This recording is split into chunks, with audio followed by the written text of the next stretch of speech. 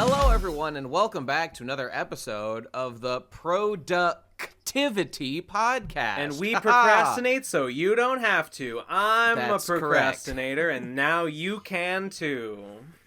Was that from a comment, or did you just come up with that right now? That was in a comment that I stole. That's that. Shout out to Pacifist Beta Fish who sent that comment last episode. I'm the best guy ever with the most original jokes ever. Munchie's here. I'm livid about the comments last episode that they were all about politics and not like they were like a handful about the other. Well, topics I can't blame him discussed. too much for that. I can. God, Politics are like a mind virus. I liked.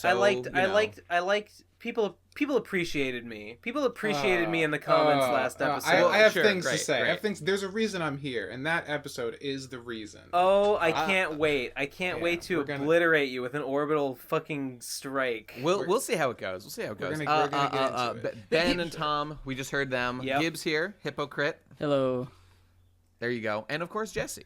Guys, I've got two great topics that we've never talked about on the show before. The first is Kingdom Hearts, and the second one is going to be debating the merits of capitalism versus communism. Oh, I can't. What about wait. Pokemon? I think that's a fresh one. Oh, yeah, we can do 3 topics this time. 3 new topics that are totally fresh. Actually, we can only do one topic per episode. Sorry, I guess you didn't hear. We're going to Yeah. topics. We've got rules now. We made Topic them. today is telephones. What do you think about phones? I'm against I like them. The end. Alexander Thanks for Gay watching, Handel, everybody. if You know what I'm saying?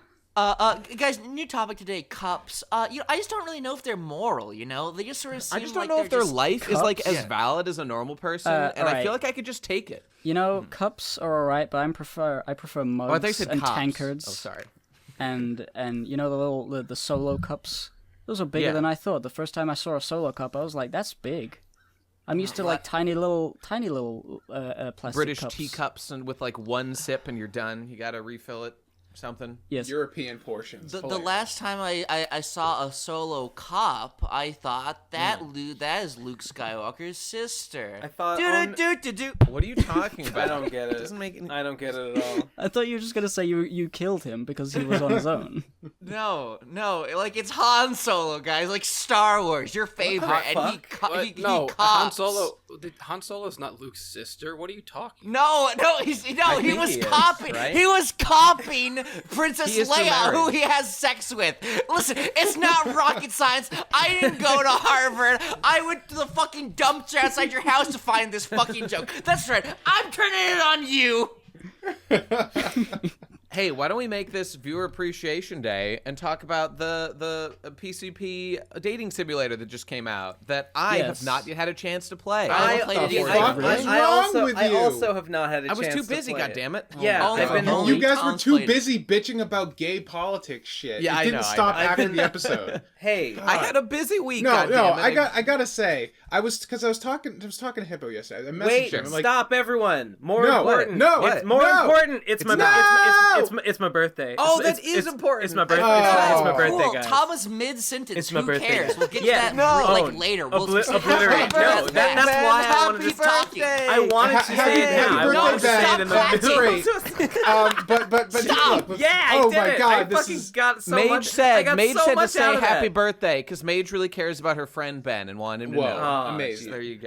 Dude, that was the ideal No, time. no, I got, no, I you got, don't I get, got, no, you don't get to say things. I got so much. I got No, so just- much. just I start got going. so. I'll listen to him That was. instead. I got so much out of that announcement. What a It was crowbarring perfect. in Yeah, that. yeah. Okay. This is Go. it. Mage, Go. take a lesson. Mage, take a lesson. All right, that's all I gotta say. all right. Tom, all I'm right. gonna That's how you rescind fucking all the do it. blowjobs I've ever given you if you don't start talking right fucking There's now. like a giant chasm between the two sides the of this fuck podcast is now, happening? before and after this interjection. But I'm sorry. Go on, Tom.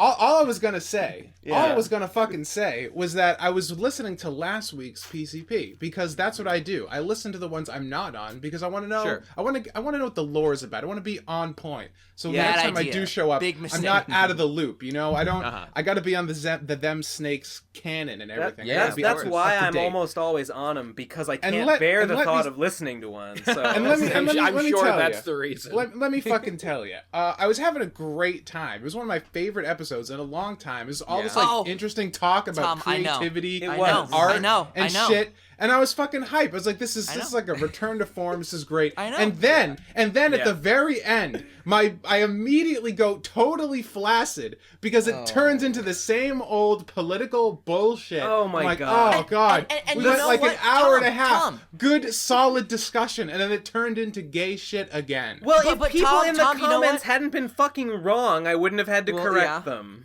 But you know That's what? somewhat fair Literally, point. it just is okay, Tom, I'm completely with you. I resonate with you.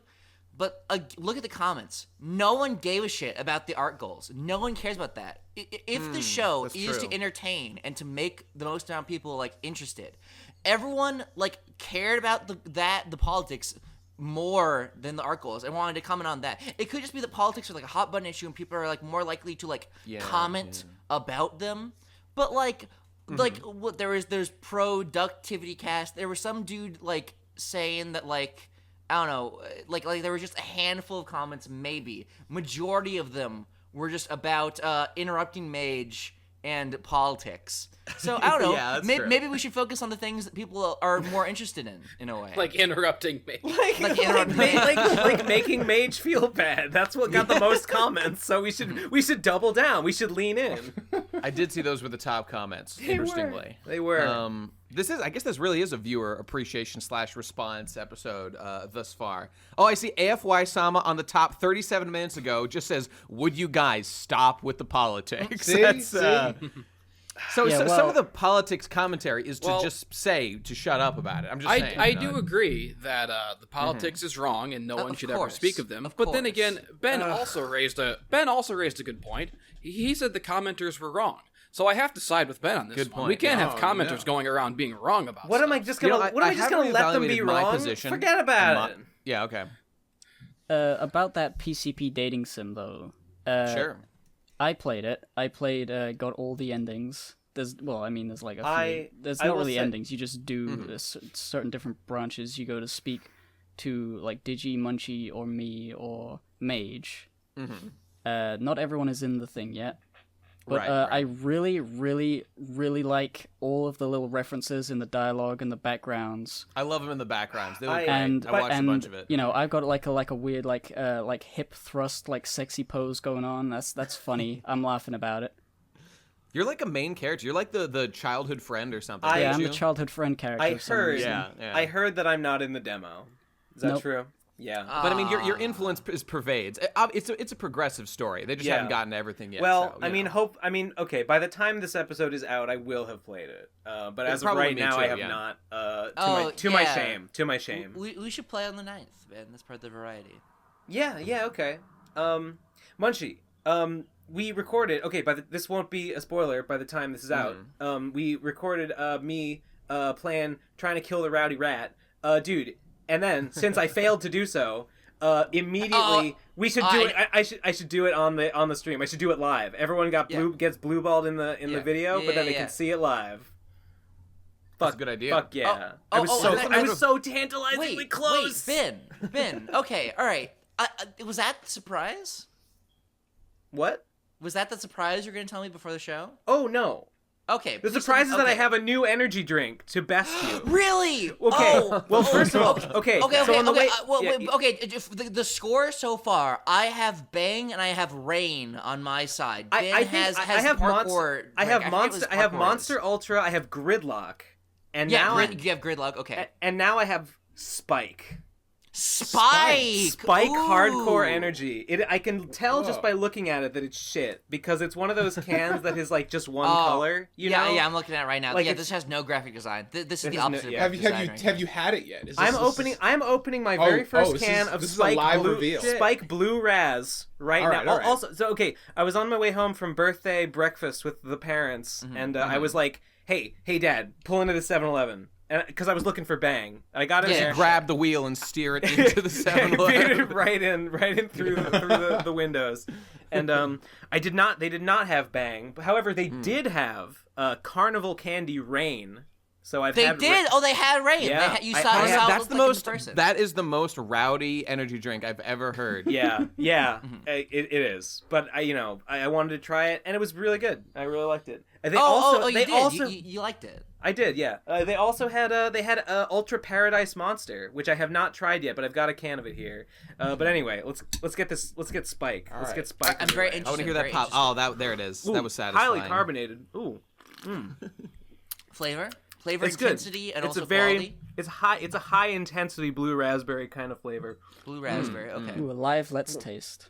You know, there's a flavor in with just- Japan specifically called Blue Hawaii. With just- You aware of this? With Yeah, just a I'm hint every day, bro. with just a hint of nasty acrid like chemical water treatment plant underneath Ooh, it. yeah, that's how you know you got the bargain basements. But I actually like it. No, it's very it tastes like blue raspberry There's candy. a 7-Eleven It's not right bullshit. down It's the no street bullshit. from where I am. I kind of feel like I need to go on a quest. I need to start getting caught up on the energy drink wars. I mean, no one should dude, ever okay. drink energy drinks, in my humble opinion. But I mean, you know, why not? I mean, They're just you're not tacky. wrong. What's but- wrong with them?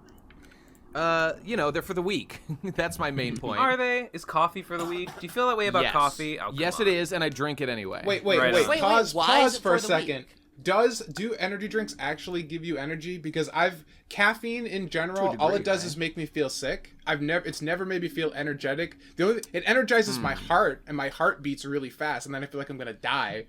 But I've Tom, never been I'm like, with Maybe ya. it's not for everybody. I'm with you. I don't know. I'm with you, dude. Okay, it doesn't make me feel. It has no adverse effect, but it honestly, like, it doesn't really affect me. But it could Yeah. just be that I'm hopped up so often that I don't feel it. Munchie, Like, I can't like, imagine. I mean, that's You're like- already functioning at an 11. If you I- got I dialed up to think- I 12, think I we might would have- die. I think I might have developed a tolerance to caffeine. Honestly, I don't feel like it wakes me up that well. Well, it wakes that's me up like in the morning. that's the RPG like stat positives and stat negatives of sugar in general. Is that like it's short term energy, but in the long term you're fat Yeah. and sad all the time. I mean, plus- and you can't move. Plus, somebody like Munchie, as Tom was saying, when your blood is at a certain concentration of caffeine just naturally, when you introduce an outside element that to a normal person raises their energy level, but to Munchie it lowers it on average, so Wait, it would have the opposite effect. Was any of that true? Does your body create I caffeine? mean, no. He's saying that your No. veins are already pumping full of caffeine, and that like and specifically Bang energy drink. Specifically Yeah, that's on correct. brand. You know, Okay, gotcha. there's something like mythical and exotic about hearing stories of like American Garbagecore processed food. Garbagecore. Yeah, that's what it feels like because it's like Garbagecore. if you're in small town America and you just go down to the local whatever it is fast food chain, 7-Eleven, Walmart, I don't know what they have, all those things, and you get like some like toxic brew or like like a modern moldy, day like potion. dangerous will kill you product with bright packaging. Yeah. And it just feels like another world. It feels like Neo Los Angeles City, aka Neo Milwaukee, is America to me because we have a lot of like regulations over here that things like that just can't get on the shelves, and so it's cool just to hear like all this Bang stuff. It's a little bit of capitalism run wild, just well, in America. You period, walk into the so. 7-Eleven and everything on the shelves has a skull and crossbones on the bottom. yeah. I mean, I don't. It's literally like how like poisonous frogs and like insects will have bright coloring on them to indicate that they're poison. It's like that, but every single thing Hippo, that we I don't can know what eat you're is a talking poisonous about. spider. I don't know if you heard, but Bang Energy Drink has been shown to reverse retardation. It has super creatine in it. Do they not have super creatine and fucking Brit Bong? Yeah, eat shit. Wait, that would just be called tardation.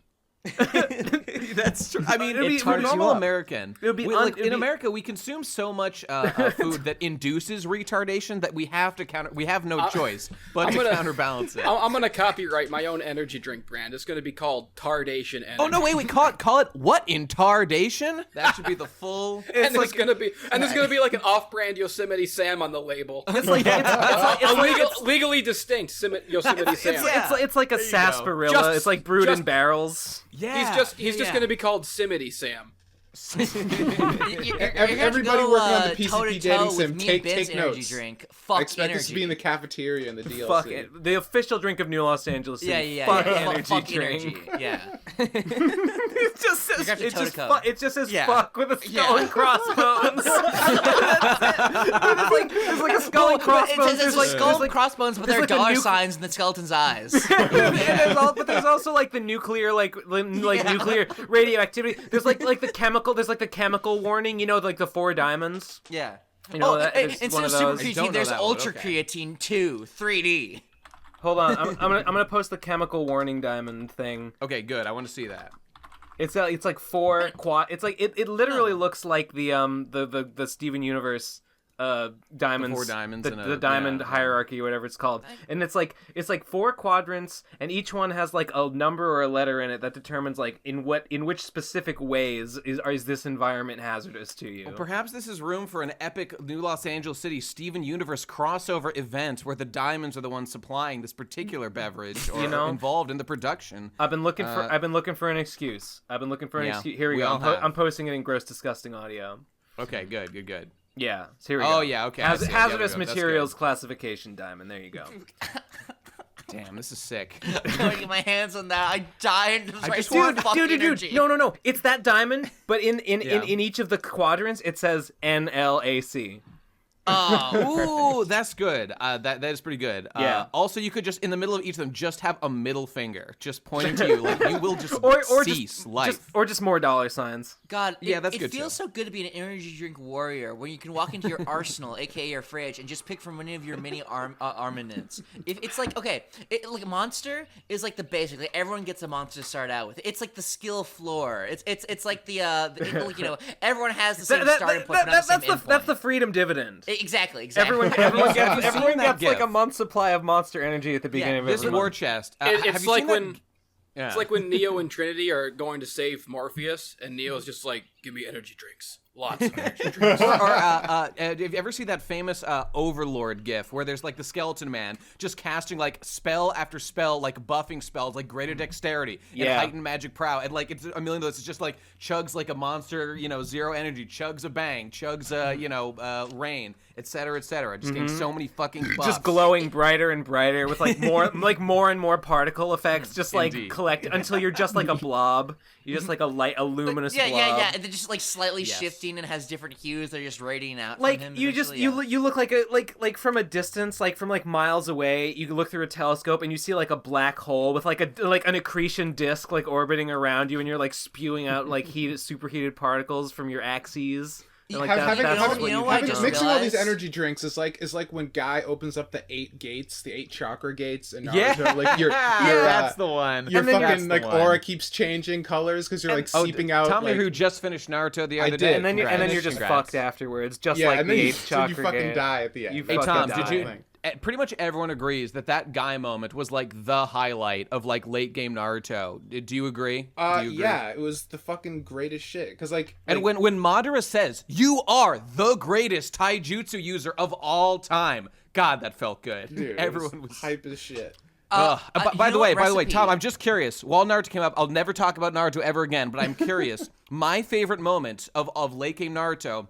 It was truly the peak. It was a return to form. It was an escalation. It was a fucking resurrection of a great old meme. It was that moment where Naruto attempted to use sexy no jutsu on Kaguya.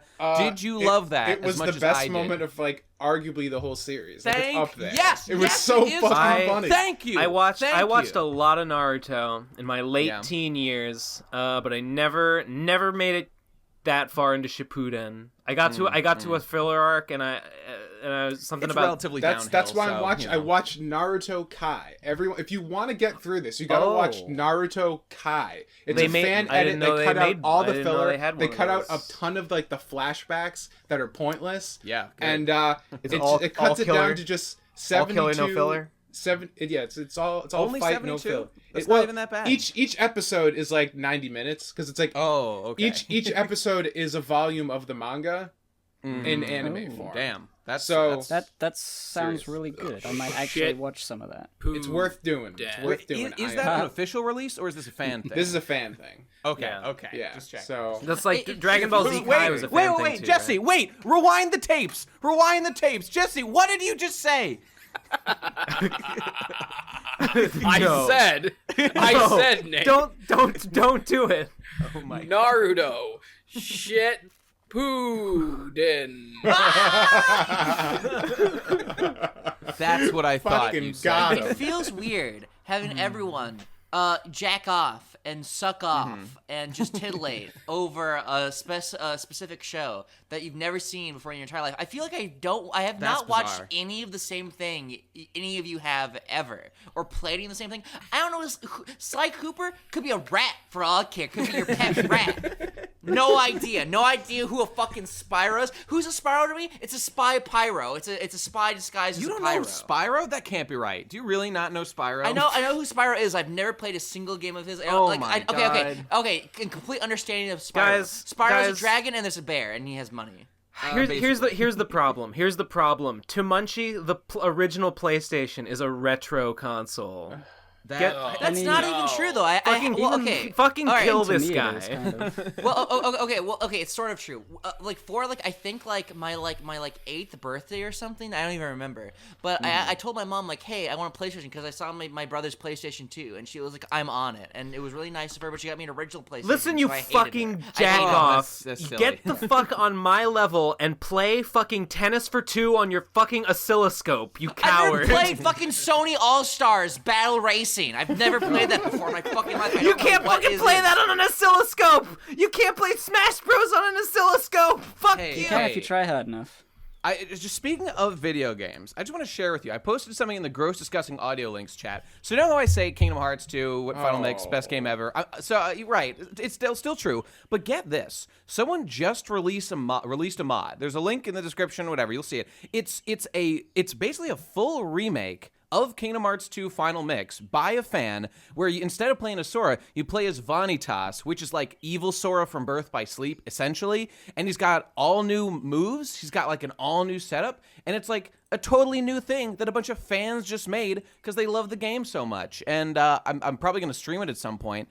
And I was just, I didn't even this know is the this greatest had a game PC ever, release. but it was tragically locked on a console. But now that emulators have enabled people to fuck things up and make it free and loosey-goosey, you can make something like this, and it's just really, really sick. Yeah, it's really sick. Cool. Actually, it's interesting you mentioned that, because I just found out recently that there's a mod for the PC release of Devil May Cry 3 that adds style switching, so you can play which is fucking sick, so I kind of want to try that. Look at the roster of PlayStation All-Stars. Look at the roster of this. I've literally not played a single game that any of these characters feature besides everyone knows Raiden. The PlayStation All-Stars lineup is the worst in history. No one likes any of these characters. I wouldn't even know. I wouldn't even know. It has 2 or 3 of games that Ratchet and Clank, Jack and Daxter, and Sly, and then maybe one other one. And I mean, didn't they add Dante to this game? But it was Dante from DMC Devil May Cry. Oh, they might have. I'm not pretty sure that's real. Sure.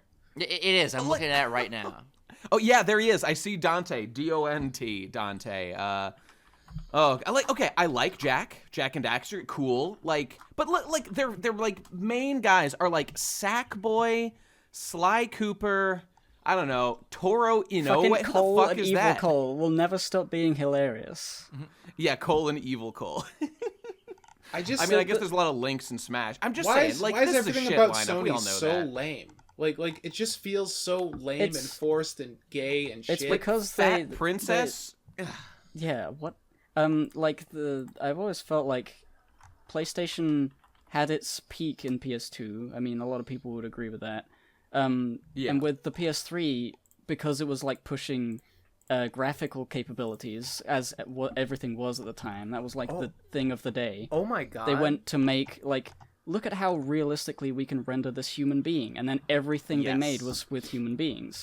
So they have no characters that are different from each other. Nathan Drake's just got a gun. He's just a guy with a gun. He's just a guy with a gun. You don't want to play a fighting game with a guy with a gun. That's stupid. People would be what about Snake? Nintendo. Snake's not even in here, and Snake would be great. In here.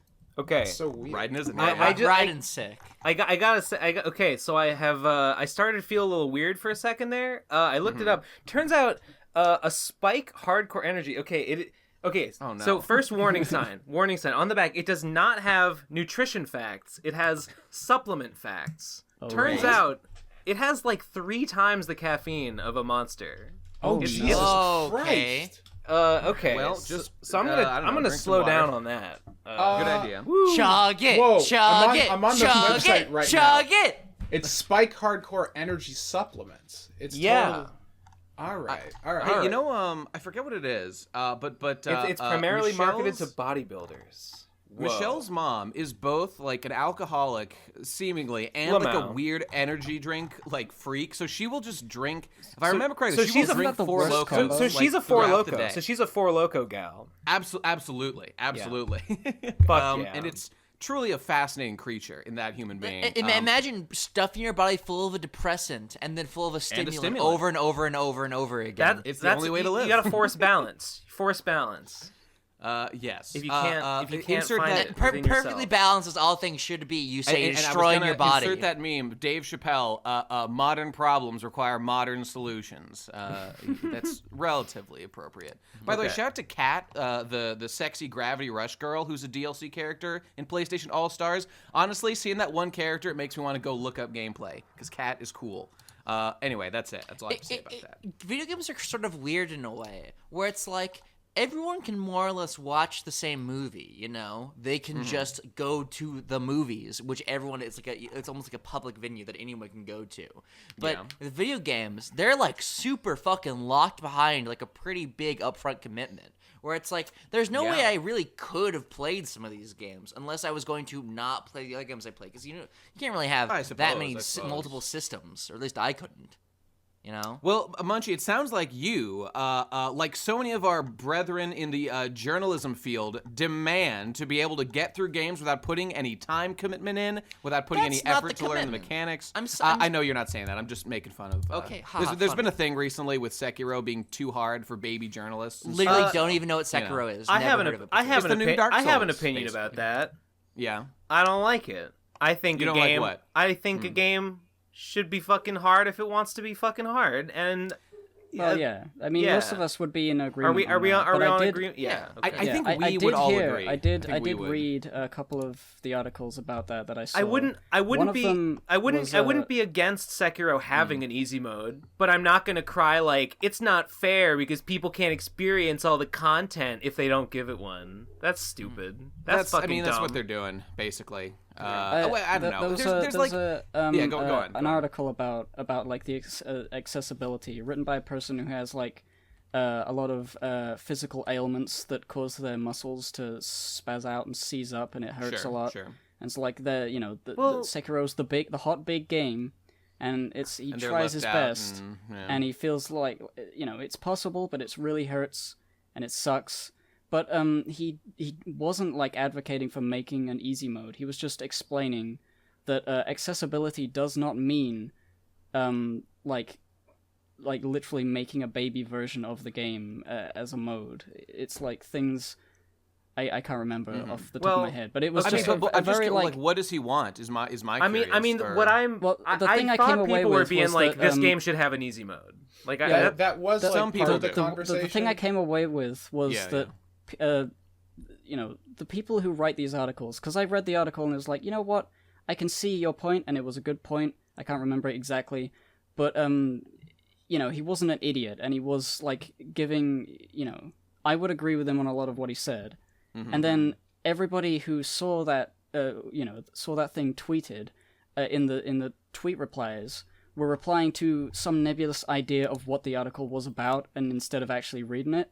And it did just not really read made any me of them, annoyed so, because yeah. of course nobody would actually read the articles to understand what was being said. Nobody does that. And then I realized that everything sucks. Yeah, part of so the we problem, have I admit here. it. So we have here is a everything does suck. That's true. So what we have here is a spiral of fake news where someone makes like a moderate take, people misinterpret it and spread it around as like this person thinks this ridiculous thing, and then it just becomes accepted in the zeitgeist that people are saying this ridiculous thing. Fuck them. Like, Well, what hang are on. they, Let's be stupid? slightly more charitable, because I think that that could definitely be the root of it. But like, as the conversation swirls into a more and more like toxic storm, I do think that like at any one moment, like in that storm that starts at that beginning of that conversation that may or may not be justified, within that storm there are like battles that are, relatively reasonable. Like, I mean, I saw a tweet from somebody before that was basically saying like what is it that like you're really risking by basically they were this person was like defending the idea that like, why are you being so elitist about like accomplishment in games? Like, what are you even like risking by, you know, having this high level of like failure that you might not get over. And so they were kind of like attacking the idea of like accomplishment in video games versus loss. And so, I mean, I think that's a reasonable argument to have. And I, you know, obviously I'd come down on the, I am the gatekeeper. Call me the gatekeeper. I want to keep the gate and keep the hacks out who can't hack it. Like I don't think that like there being an easy mode would like cheapen the hard mode or something. I mean, it depends on how it's implemented, I'd say, and I think it kind of. I would say it certainly can. Well, depending on how it's implemented. Well, I don't think it necessarily would. Because like I've been thinking about this a lot. Because like I've been trying to play Sekiro and I can't really get into it.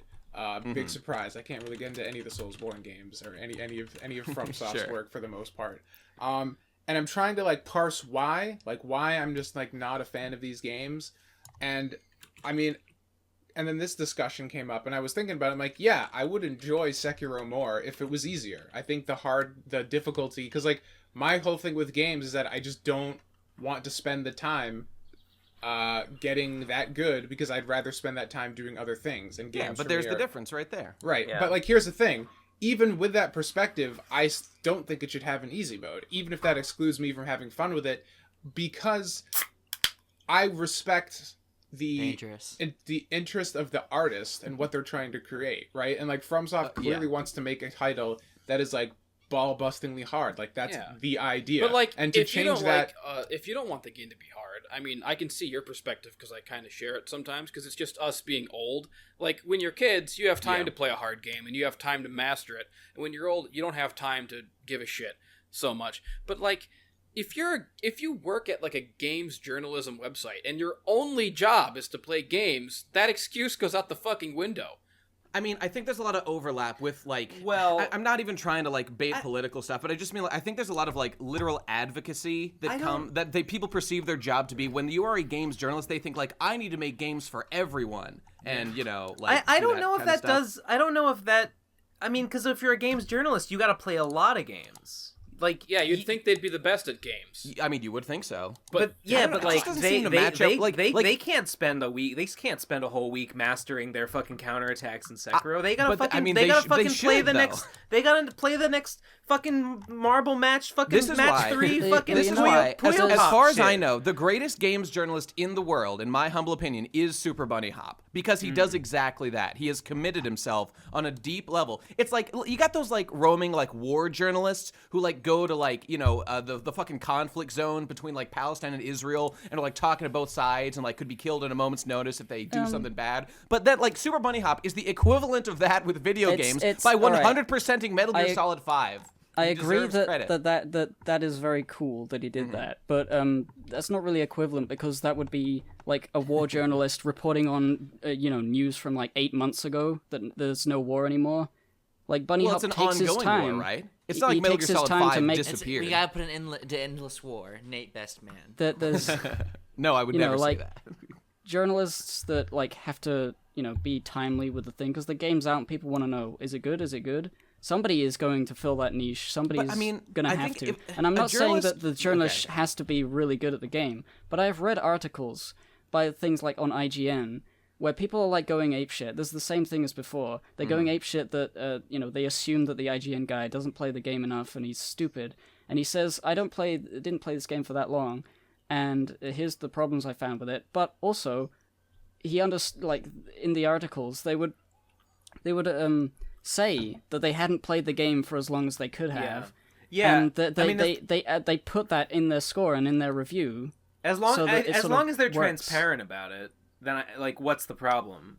If they're like, I played 10 hours of this game, here's my impressions after 10 hours of it. What's to complain about there? There's no problem with that inherently. I would say just like the issue as it arrives is not with them, but it's that like when people are looking for information on a game, and maybe if you're someone who has put in like 80 hours, 100% of the game or whatever, and then you were just annoyed to see like this is the review of an incomplete, playthrough of the game, like literally didn't even beat it, let alone 100% it, and yet this is the information people are taking away. Which is why people like Super Bunny Hop, those are the people you want to listen to. Well, all right, I would argue that Super Bunny Hop is made for people who have completed the game, more so than for people who haven't even thought about buying the game, because people who think about buying the game, they want information really quickly. Yeah. Is it good? They just want to gauge like vague interest because they're probably going to get it. They want to know whether it's like got a game-breaking bug or whether it sucks completely. Yeah. And if there's a review that says, yeah, it's pretty good, then they're like, okay, good, I'll buy it.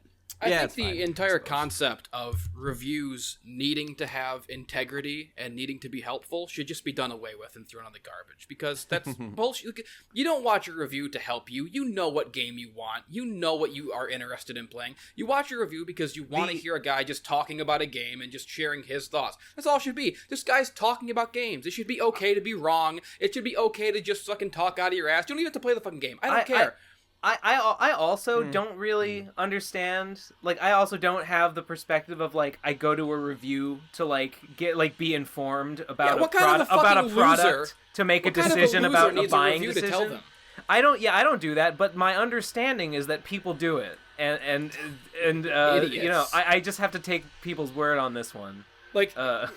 These reviewers should be rising up and saying, no, we're not at fault for making stupid reviews. You're at fault for being so stupid you need reviews to tell you what fucking game you want. You're at fault for basing your buying decisions on our stupid reviews. Yeah. Here's a real question. What are the actual consequences of any of this? Like, are people being led astray, really? Is that even happening? Or is the issue that people like me, elitist assholes, just see journalists with an opinion we don't like, or like a not completely informed one because they haven't like 100% of the game or whatever? Is that consequence? Are the stakes just you being annoyed or someone being annoyed by the review itself? That's probably it. Yeah, probably. And so I mean, we should just do what Gibbs says and either actually read the whole thing and have like the full context of, oh, okay, he says that he only played 10 hours, whatever, or like just don't get mad by it. But the problem, I think, is headlines. The problem, when I see a headline that says, Sekiro needs to respect its players by adding an easy mode. That was a literal headline. It just makes me mad. That article was actually exactly what it looked like. Okay, well, so there was another article afterwards that I read, which was more balanced. Objection. Because the implication, obviously, is that Sekiro does not respect its players because it did not add an easy mode. And I mean, respect can mean a lot of different things. And so if that's where you have to get into the nuance of, well, what do you mean by respect? I mean, obviously it means like cater to probably its less capable fans. I don't understand this idea that people have that any game is actually hard at all. Like, they're not.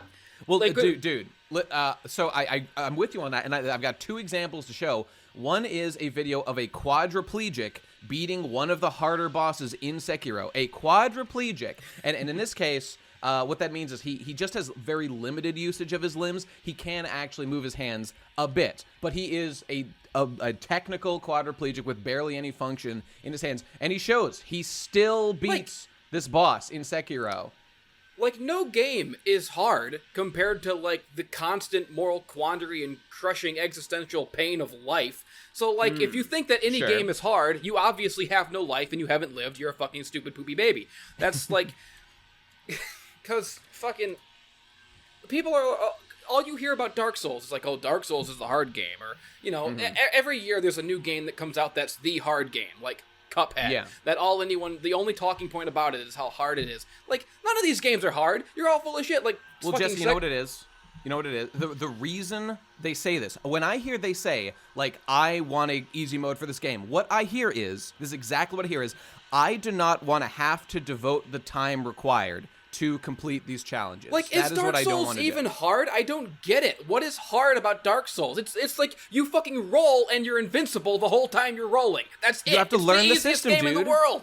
It's literally bullying to force them to have to learn the mechanics of the game to get through it. Like have these people the thing about it's such a disservice to these games in a way. Where like Cuphead or Dark Souls, they're beautiful games in their own right. Oh yeah, it's like there's so much there to talk about with Cuphead and with Dark Souls, like just ranging from like themes to just like Cuphead. Like you could have an entire discussion about the art style or just the way it was made and the interesting story there. But it just for some reason, this one aspect of the game, which I don't even know if it was intentional in Dark Souls' case, maybe it was. But like it's not the main point of the game. So why is it the main talking point, I mean, I guess because it's the stopper that keeps people from experiencing more of it. So that was ultimately people want everyone. watch the Let's Play. Somebody who likes Dark Souls wants as many people as possible to play it and enjoy it because they like it so much. And so when there's this idea going around that Dark Souls is too hard, it in their brain, I think, they probably wouldn't realize, but I think it's this. They get angry about that because it implies that more people will not even give it a chance and not even try and not even go through the pain to feel the euphoria that they felt when they finally beat the hard boss. And they want to share the enjoyment of the game, but it comes out in this vitriolic sort of back and forth with game journalists and get-gooders and all this stupid internet fighting, and it's like you just like video games. There's a lot to this It's issue. hard, but let me it would be quote, good if you could calm down, everyone. Let me quote this guy. He says, "There's a lot of talk about, quote, respecting the player when it comes to not including an easy mode, an idea that all players can and should play the game in this particular punishing way. Yet I think the lack of an easy mode showcases the exact opposite.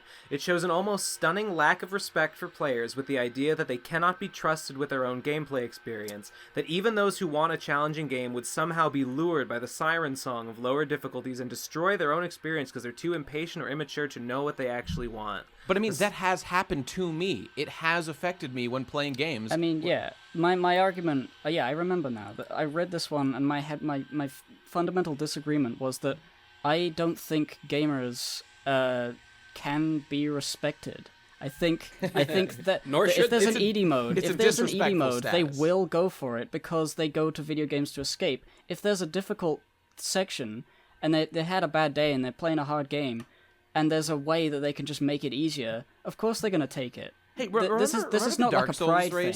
Remember the Dark Souls race that we did? Yeah. And so, the Dark Souls race was great. Obviously, everybody go watch it on the Pro Crastinators channel that you're viewing right now. And, I won, and that was really great. But the thing about that was, what I wanted to do with that and with the Pokemon race that we did afterward, you guys were there. I was like, guys, we need to set the rules because once the rules are set, I will exploit every ability I can find within the rule set so that I have not broken the rules, but I can use every possible tool and gimmick and glitch that is allowed under the rule set to win. Yeah. So it's so important to set the rules so that you know what you are and are allowed to do. And I just think this is a pretty good way to do that if that's what the developer wants to do, which FromSoft has said they do, which is just say this is the baseline for everybody. These are the rules. You can't obviously cheat the game unless you use a cheat engine or something. So was we're it on the same level here. Was this it is a good topic. Did Matthew Matosis do a video about what's the game where you're a guy in a pot and you go in the mountain? Getting over it. Yeah. Did Matthew Matosis do a video about that one? I don't think so, no. I did a video about that one. True. On the Blue Globe. Am I thinking of Joseph Anderson? Or You probably are. Probably, yeah. Okay, well, I don't know, if it was Joseph Anderson, then him, but if it was someone else, then whatever. Whoever I'm thinking of said, there's something kind of beautiful about the idea that this mountain is a totally there's no easy mode for this, and there couldn't be. Because, the mountain... you have to change the game. The mountain is what it is. It is a series of set obstacles that you either can or cannot overcome. And everyone who climbs this mountain climbs the exact same mountain. That's exactly what it is in this case. That's exactly what Sekiro is. And it's a mountain. And I think that's change. fine, and I think that's cool. And no, I don't think it's fucking disrespectful to be this is the exact experience I designed, and, I don't think I'm going to want to let people change it and play it in a different way. I think that's the thing, and forgive me, I haven't been talking this whole time because some asshole is, mowing his lawn or some shit, and it's really fucking loud, I don't want to get picked up on a microphone. But, yeah, I mean, it's interesting, Nate, that you said that, you've been tempted to go to lower difficulties, because, I, paradoxically, want games to be easy because I don't want to spend a ton of time with them. I just want to escape from my life and have fun and feel cool. But every time I can't go to easy mode on any game because it infuriates me. It makes me feel like a pathetic bitch because I rarely there's some games that if you fail enough the game will offer to lower the difficulty or whatever. And it feels like a slap in the face. I mean, it does, but I have done it on occasion when like the game is just I'm up against a wall. To me, when it does that, it's just it like quadruples down my efforts. I'm like, I will never take you up on this offer, you disgusting mongoloid of a developer who put this line of code in here. How dare you insult me? I personally can't even. Go ahead, Hippo. Oh, well, a perfect example of that is like whenever I'm playing in Minecraft and I've got survival on because that's default, and there's monsters around, I'm doing stuff, and then there's like I'm trapped. There's things all around me. Pause. Turned it to peaceful. All the mobs. Yeah. Right, all the mobs go away, and I could just continue building what I was building. Yeah, I do that all the time. I was playing Super Smash Bros. Ultimate World of Light, and I had it on hard just because I thought I usually play games on hard. I like when things are difficult. But I think it's almost a sign of like when a game isn't good, then you want it to be easy just to get it over with in a way. It feels to me when you just want things to be easy, it's just because you just want to have it be done as fast as possible, which is not how I usually want to play a game. So like with Super Smash Bros., it was like I played it on hard for a while, and I thought, well, this game sucks, and I'm not really having that much fun, and I don't really care about continuing. So I'll just turn it to easy and try and crank through it. And even still, after it was on easy, I was like, oh, this is just too much. I don't fucking care anymore. It's a lot, yeah. I haven't beaten it either. I personally can't stand when a game even gives me a choice in difficulty. There should be one option, and that should be how the game is meant to be played. Because when I see like easy, medium, and hard, you know, it's like, well, what the fuck is the real game? What is the actual game? Is it normal? So I usually just pick normal, but that's if there's like 3. Sometimes games get crazy and they have like 6 different difficulty modes, and there's no middle option because there's like an even number, so you don't know like what the real game even is. And I don't want to have to think about that shit. I don't want to sweat the petty things. Just give me the game how it's meant to be fucking played. One fucking difficulty mode. Don't give me a choice. Don't make me fucking think about it. I hate you. All game developers die. That is ideal, which is why I like Sekiro and Dark Souls so much. Yeah, and it's like another thing that annoys me about multiple difficulty modes at the beginning is that I have a choice to make, and it's like, if I choose easy, then the game might not be challenging or interesting enough. So I usually don't choose easy, but if I choose normal, and I'm like locked into it, or like hard, and I'm locked into it, I feel like if I get stuck at any point, I'm like, I should have picked easy. Yeah, I got to restart the game because I'm not having an easy time. But there's a possibility that I could be having an easy time if I had done the other thing. There's only a handful of games that I've ever been like, I would prefer to play this on easy mode. Have you guys seen that extra credits video on the true genius of Dark Souls 2? I don't. Wait, yes, and I think I remember hating it, but I can't remember. So fucking dumb. Yeah, and terrible. Basically, well, the idea of the video is that Dark Souls 2 lets you basically sort of soft set your own difficulty, but like the key argument for it basically boils down to magic is way overpowered in the game. So if you're having a hard time, just use magic, and then the game will be easier for you. But I disagree with that on the grounds of, have you seen The Adventures of Babadook Spook? His life is suffering. He is a pure mage. He only does magic, and his life is constant agony. That's true. A lot of that's of his own making. I don't know. They're fucking wrong. That video is terrible. It's embarrassing and stupid. This whole discussion of like difficulty of Dark Souls, like I everything makes sense so far. But the thing is, there's games that are just fundamentally designed differently, and I think one of those like is Devil May Cry, because personally I've never done this. I intend to with Devil May Cry, and maybe I'll go back. I've beaten all the games. I'm basically a scrub, but like I understand that the idea of those games is you basically get through them once, and then you go back and you do it on like hard mode, and then Dante Must Die mode, and you try to like get triple S rank on like every individual level or whatever. And so it's about like perfecting your gameplay and upping your score. So that's kind of like a totally different approach to like how difficulty should be handled, because that's a game designed to be played many times over and over by the most committed. I really like ranking systems, because it's the exact same thing. Like, it's difficult to do an S rank, but you don't need to do an S rank to get to the next part of the game.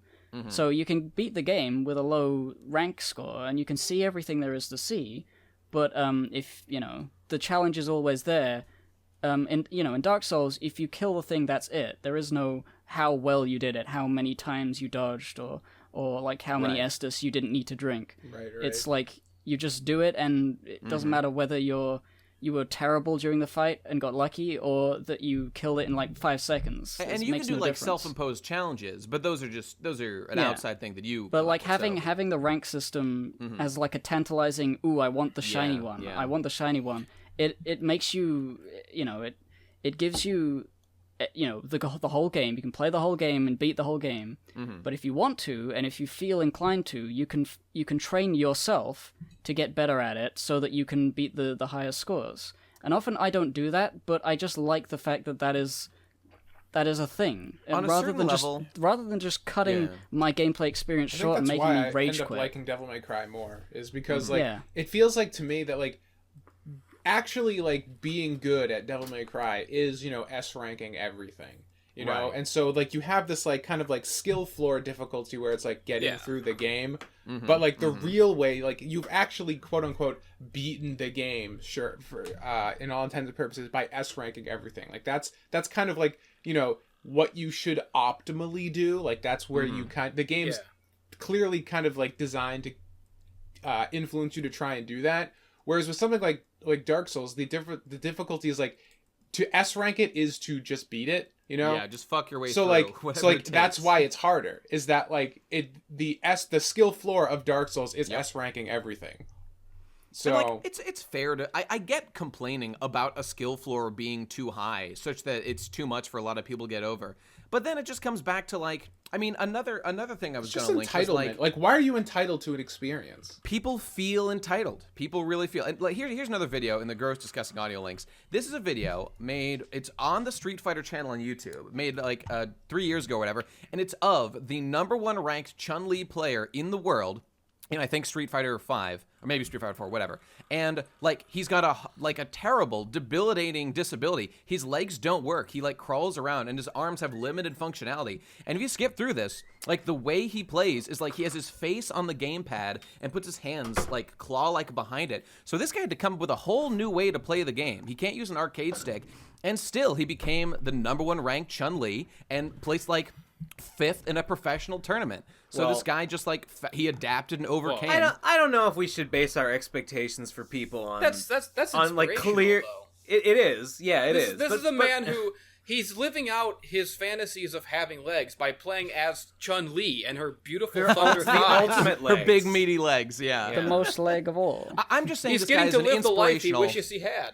This is like the ideal of what I would want people to aim for. Of what this guy has done. Seems I just think the world would be better if people approach challenges in this way, as opposed to the real problem in all this, of course, once again, comes down to Zoomers. It's all young people's fault that we have these issues. I'm not sure. And I'm going to tell you why. And this is going to sound... I mean, the guy who wrote this article is not a Zoomer. Well, it's going to sound slightly snobbish. Zoomer influenced. I believe the guy who wrote this article, even if he's not technically a Zoomer, he is a Zoomer at heart. He is a young person at his core. Because there's an epidemic of people who are not classically educated in video games. Because what my point of view with saying that Dark Souls isn't hard, like, is Dark Souls hard compared to Ghouls and Ghosts? I don't think so. Is Sekiro hard compared to the original Ninja Gaiden? No, none of these people have played. They haven't played these games. They don't know what a real hard game is like. They don't know Shinobi 3. They don't know the fucking Lion King. That's why I went into a rant about the Lion King in my last video, because like the Lion King was the first video game I ever played. The first video game I ever beat. I was like fucking 5 years old. So like I never thought of it as a hard game my whole life. And then when I grew up and you look on the internet, it seems like every other week, to this day on Reddit, there's a big thread like, oh, anyone remember the Lion King is the hardest game ever made? No one on Earth could ever get past the second level. And it's like, what is wrong with you people? It's not, like, I don't believe you, that you, like, I don't believe these people have played it. I think they're just copying the notion that it's the hardest game ever. The world, in my humble opinion, the world and the people in it have all softened We're all because there's just less need to try hard at things. Yeah, people used to be a lot tougher, back in the day when we were all Nephilim, when but before the flood. No game made nowadays is as hard as Splatterhouse 2. It's never gonna happen. They'll never make a game again as hard as Splatterhouse 2. The final boss of Splatterhouse 2 will reduce you to a quivering, weeping mess. Anyone out there, you try it. Try to beat the last boss of Splatterhouse 2. You'll cry and you'll scream. You'll break your controller in half with your hands. You'll get Hulk strength just for that one moment. So I tried to play Contra 4 on my DS when it came out, and I was like, this is there is no chance I will ever beat this game without cheating, and so I just gave up. So yeah, and I don't know, and I feel like I have some ability to say this stuff because right now I'm at the end of Hollow Knight facing down some of the final challenges to get the uber super secret ending. It asks so much of you, and by that I mean it asks about as much as level 1 of Contra 1 asked to get the ultimate, probably a bit more than that, but still it's such a hurdle to get the final shit in Hollow Knight, and I have not earned it, and I don't want to be just given a participation trophy. I want to work up to it over the next, months or years, and then earn it, and the satisfaction will be there. But if Hollow Knight had an easy mode, that wouldn't be this. Would you take that away from? You would have to opt into being given it. You would have to be okay, I'm doing it. I'm macing that Faustian bargain. I'm hitting the button. I have decided. On that easy note, mode. Does easy mode in this mean the main game has an easy mode, but then all the extra challenges don't have easy modes, or would they also? Yeah, have it depends on how it's done. Because a game like Kingdom Hearts 2, for example. It has easy modes basically that just make basically the whole game easier, and then hard modes that make it a lot harder, etc. But the way that it punishes you is that the criteria to unlock secret ending content is it scales up exponentially based on how easy you've made the game. So I think if you play on beginner, you straight up can't unlock the secret ending. I think I might be off about that. If you're playing on normal, you have to 100% Jiminy's journal. If you're playing on hard, you have to do some secret collect all the Ansem reports or something. And then if you're playing on critical mode, all you got to do is beat the final boss, and then you get it. Or something. This reminds me back in the day when I played on Sega Genesis, Golden Axe. So Sega Genesis was my first console. I had Golden Axe. I love that game. And I would play it on easy mode mostly, just because I like to have it gave you more life and stuff. Because when you play Golden Axe on easy, it doubles your life bar, gives you more lives and shit like that. And so you play the game, and I beat it. And I beat it on easy mode. I'm like, oh, this is a fun game. I like this game. It's cool. And I played it a bunch of times like that. And then I remember the first time I played it on normal mode. And as a little kid, I couldn't do it. But a year into having the game, I played it on normal. And I got to the end of the game, and I realized, oh, this wasn't the end of the game. This is the end of baby mode. There's a whole other game after this that I never knew about. And it blew my mind to shit, and it was fucking cool. Yeah, that's the shit. I look at Sekiro. I haven't played it yet myself. So full disclosure, I haven't played it, but I watch people playing it, and it just looks to me like a modern Tenchu, basically, with the stealth and the grappling. And it's I haven't played it yet, but I promise you that the original Tenchu is harder than Sekiro. It's harder to control, that's no doubt. Sure. It's just so fun. It's just there's different kinds of difficulty. when you talk about difficulty in games, it sort of becomes either games are easier or they're difficult, but there's so many different kinds. I have an easier time with certain kinds of difficulty now than I used to, and a harder time the kind of difficulty that wears on my patience, I can't do anymore. When I was a kid, I had all the patience in the world for it. Right. But the difficulty that's just it's just there and it's hard and you're doing it and you got to do it better. That's easy for me. Anyone can just do it and do it better each time. But you were talking about Hollow Knight. I played Hollow Knight for a little while. I didn't beat it. Hollow Knight was kind of hard for me, just because it all looked the same and I didn't know where to go and I had no patience for it. I had no patience to explore this world because I got lost 10 minutes in and I'm like, this game sucks. I hate it. Yeah, that'll happen. Yeah. I mean, and it's not I don't know if it's a flaw of the game. Like, it sounds... Maybe it is. The game starts with a particularly kind of steep getting into a curve at the first, 20 minutes to an hour. I don't know if it, becomes more varied later on, but the first part of it, every background looked the same, and I'm like, what? All these rooms are the same. I have no idea. At least with, Super Metroid, every area has different music and different Some of the areas are more interesting than others, for sure. Yeah, for sure. I'm not trying to shit on Hollow Knight. Here come the Hollow Knighters to fucking... I felt the same way when I first played it too, which is captured on stream during Me and Math 1, so people can go see it. Boy, I really gotta get back. I really gotta beat Hollow Knight. It's a good game. It's a good game. I want to play it. It's on my it's on my list of shit I gotta get around to. We can all agree that games are hard, but no game is more difficult than Team Fortress 2. Because you're fighting in a multiplayer game. You're hunting the most dangerous game of all, man. Because in multiplayer games, the skill ceiling will never stop from getting higher. It will just keep going as players play the game for millions of hours, and they become super duper squads.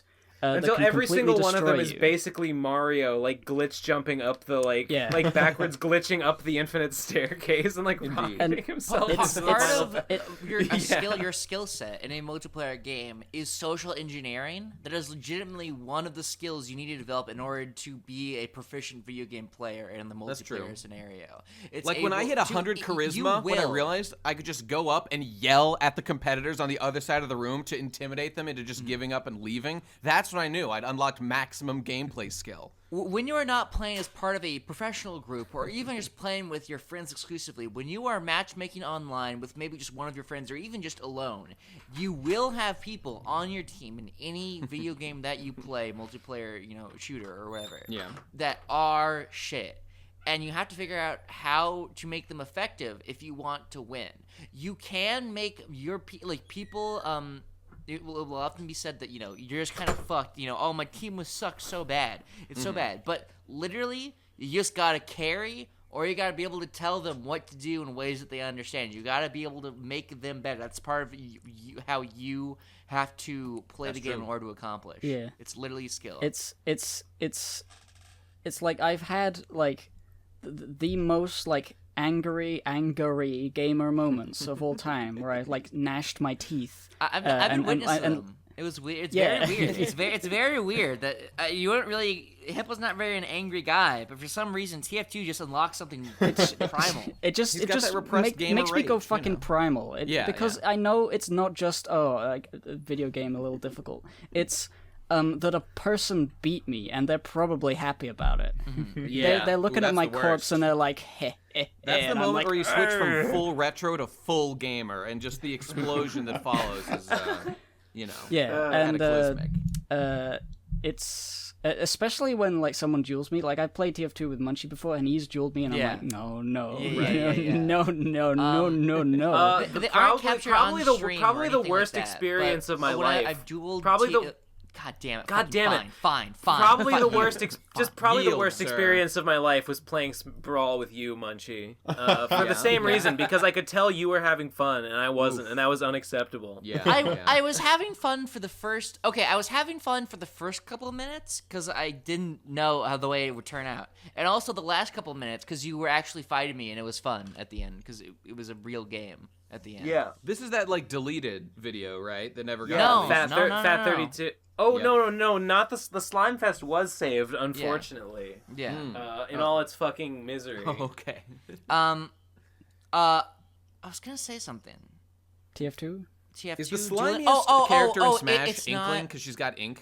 Just wondering about that. Yes. It is. Also, Inkling is awesome. That's true. These aren't captured in any device, but I'm going to specifically call out Ethan because I've dueled Ethan many times before late at night, and the way he gets when he's losing a duel is simply indescribable. The most bitter that he could possibly get, that I've seen a human become. Where it's like when you know that he sees you, when he goes completely dead silent. I would describe him as corpse silent to the point where he could not make emotion even if he wanted to. I'll do that. And the amount of expression that leaves his body when he dies after a heated encounter can only be described as the creation of a sun. in a way where it's like on a cosmic scale, sounds leave his body. And when things are over, when the round's over, and I win the duel by like a couple points, like you can like I physically like saw like his soul leaving. I looked up to the sky and I saw it leaving his body, reaching towards heaven. And there's these if you're not familiar. Wait, I always forget. Munchie, have you read JoJo? I never remember the answer to this question. Of course I have, yeah. Okay, you know those moments where like a character dies and you see like their ghost like in the clouds? Yeah, like yes. that's Ethan's spirit like floating away from his deceased gamer corpse. Did I fight Ethan?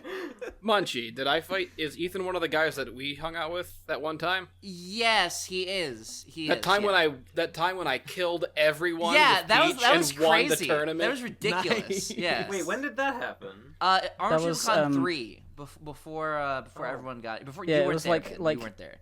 Yeah, like the lull point. Everyone was laughing, like, "Oh, look at the elder millennial with his Princess Peach. He doesn't know how to play Smash Brothers." And I fucking went in there with my fucking Peach and my fucking, with my hip. This isn't bumps Melee, and my old fucking man. floating in the air and my fucking kick where you can see her panties if you pause it and aim the No, camera it's a black up there. hole. Wait, which version? Speaking Which of version? that, Jesse, the most memorable moment of that was when you were about to get a kill and like I think win the tournament. Before you did that up smash and then you just paused and saw her skirt, and that was the last thing that happened before the other person died. That's what I want them to see before I kill them. The last Is this Brawl? Is this Brawl you were playing? No, melee. Oh, okay, yeah.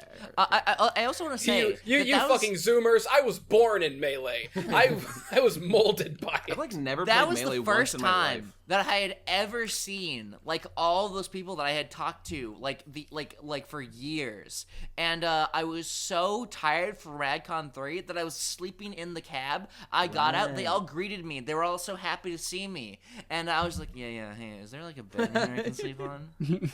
Radcon 3 was an intense experience, so understandable. Isn't that what's an interesting conundrum? Yeah, seriously, Radcon 4. I realized recently it's been like a year since Radcon 3. Yeah, literally. And I was wondering why my chakras were so low. And then I realized, of course, I haven't been recharged at Radcon in so long. My Christ consciousness has been fading. Radcons are honestly a really great thing just to do every once in a while. They make you just feel good and alive. Because you're with people who you like and we're competent. Sometimes I have this weird flash, and I realize that like for the vast majority of people, they hang out with their friends daily. Yeah, we never do that ever. And I don't understand how that's even a thing. Like it's a yearly event for me. It's bizarre. It really does. It takes me back to those high school days when you actually could see your friends every weekend and like hang out and eat pizza and stuff, and have like sort of a pizza party. You know, and if you had a microphone back in those days, you could even set up some manner of podcast. Oh my god. If only I could find that feeling again. If only I could find those glory days again. What? But I can't seem to see it. I can't find it. I'm having a flashback. Where is it? Where is it? It's on the tip of my tongue. I can't remember. You can't go back to that place. We sealed those memories away long ago. Where's the podcast? Hey, we've got voicemails about that. I feel like we got endless stuff to talk about. It feels like today. We've only been going for an hour. That's true. I'm just saying we've got stuff about that. But yeah, we can keep going. I mean, I can shift gears a little. Sure. And talk about Homestuck a little bit of Homestuck. I got the was it Book 4, Act 5, Act 1, which is a big heavy tome, and I've been reading it, and it's great. It's where all the trolls are introduced. Do you have all the books? No, I specifically have been because I really only want the troll ones, Act 5 and Act 5, Act 2. He's one and of I already these have troll book guys. I kind of didn't realize they had continued making the books, but I guess I'm not surprised. Once Hussie got bought out by a media conglomerate, Viz Media, or whatever is that true? whatever is that happened. What happened? Yes. He's underneath it now. So like Homestuck.com is I mean, that's been like how rebranded a little. That's how like BioWare got bought out by Activision, and now they're slowly dying. Oh no, there's nothing like wrong with like the Homestuck books. They just got a kind of shitty covers, but that's fine. How are they gonna make like the final Flash into a book? you know? Well, the same way they've been making flashes into book form the whole time. It's just take screen grabs, and then underneath, Hussie gives his author notes, and he says, God, if only this was online, you'd be having a really good time right now. If only in some format it was possible to create, like, moving images. But alas, we're trapped on this stone-cold page, I guess. I just want to brag. I just want to brag that I have the entirety of Problem Sleuth in book form. Oh, dude, same. It's High wonderful. five. It's great. High fucking hoof, brother. Yeah. But yeah, specifically about this book though, the author commentary, which is under every page of these books. That's the good stuff. I have book 3 already, the old book 3, and I was reading those, and that was, it was sort of interesting. Sometimes silly, sometimes sort of pointless, but it's Andrew Hussie's writing, and I love Andrew Hussie's writing, so it's generally good. But with the trolls, he kind of went like super deep analytical, like arm retrieval tier sort of explanations of all of these troll characters and their place in the story and the way he was thinking when he was writing them, and it was really insightful. Especially when he got to Vriska, and he explained why Vriska is canonically and like in and outside universe his wife in every facet, in every single possible way. And he had so many notes. He had so many notes about it that like the notes went from one page to the other, and he had the arrows going. He from literally one page just to the made next. his waifu like the most important character for no reason. No, it's not as dumb as that. I mean, maybe it is, but like it was just the role she had in the story. Is like one little snippet of notes that I can try and remember, was that as she is like the bitch character, she's like the trolliest of trolls. She causes the controversy, and she like attacks and like tries to fuck up everyone's shit constantly. And she is like sort of like a tier 2 surrogate author character, because the way he was talking about it was, as an author, you create your creations, and then you give them problems to overcome. And the more problems you give them, and the harsher, punishment you deal them, the more dramatic it becomes. And so Vriska being his favorite and like in-universe love interest, because his character is a character in the comic, like he loves Vriska, is like part of the fact that she is kind of doing what he would otherwise be doing as an author. That is like putting problems in the way of the OCs he's made. Is this fair enough? Is this like what he was thinking when he wrote her, or is this him reflecting in hindsight and being like, I could probably formulate an argument? An unfortunate for this. combination would be my guess.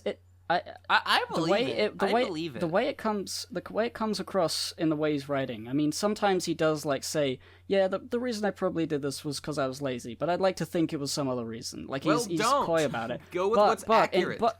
No. But he is being accurate. Like some things he feels are lazy. Okay, but it's usually just visual things. But things with like the trolls, he thought of all the trolls before he started. He just didn't know what they looked like, or like he came up with the zodiac signs. Sure. And the 12 of them, and then he came up with little things, like he probably had a notepad with like, this is various things that all these characters can mean, and then he wrote them down, and then as he was going through, like, Act 5, Act 1 was like made really quickly, using all new assets and all new alien technology and world building that he was kind of making up as he went, and it's just really brilliant to see.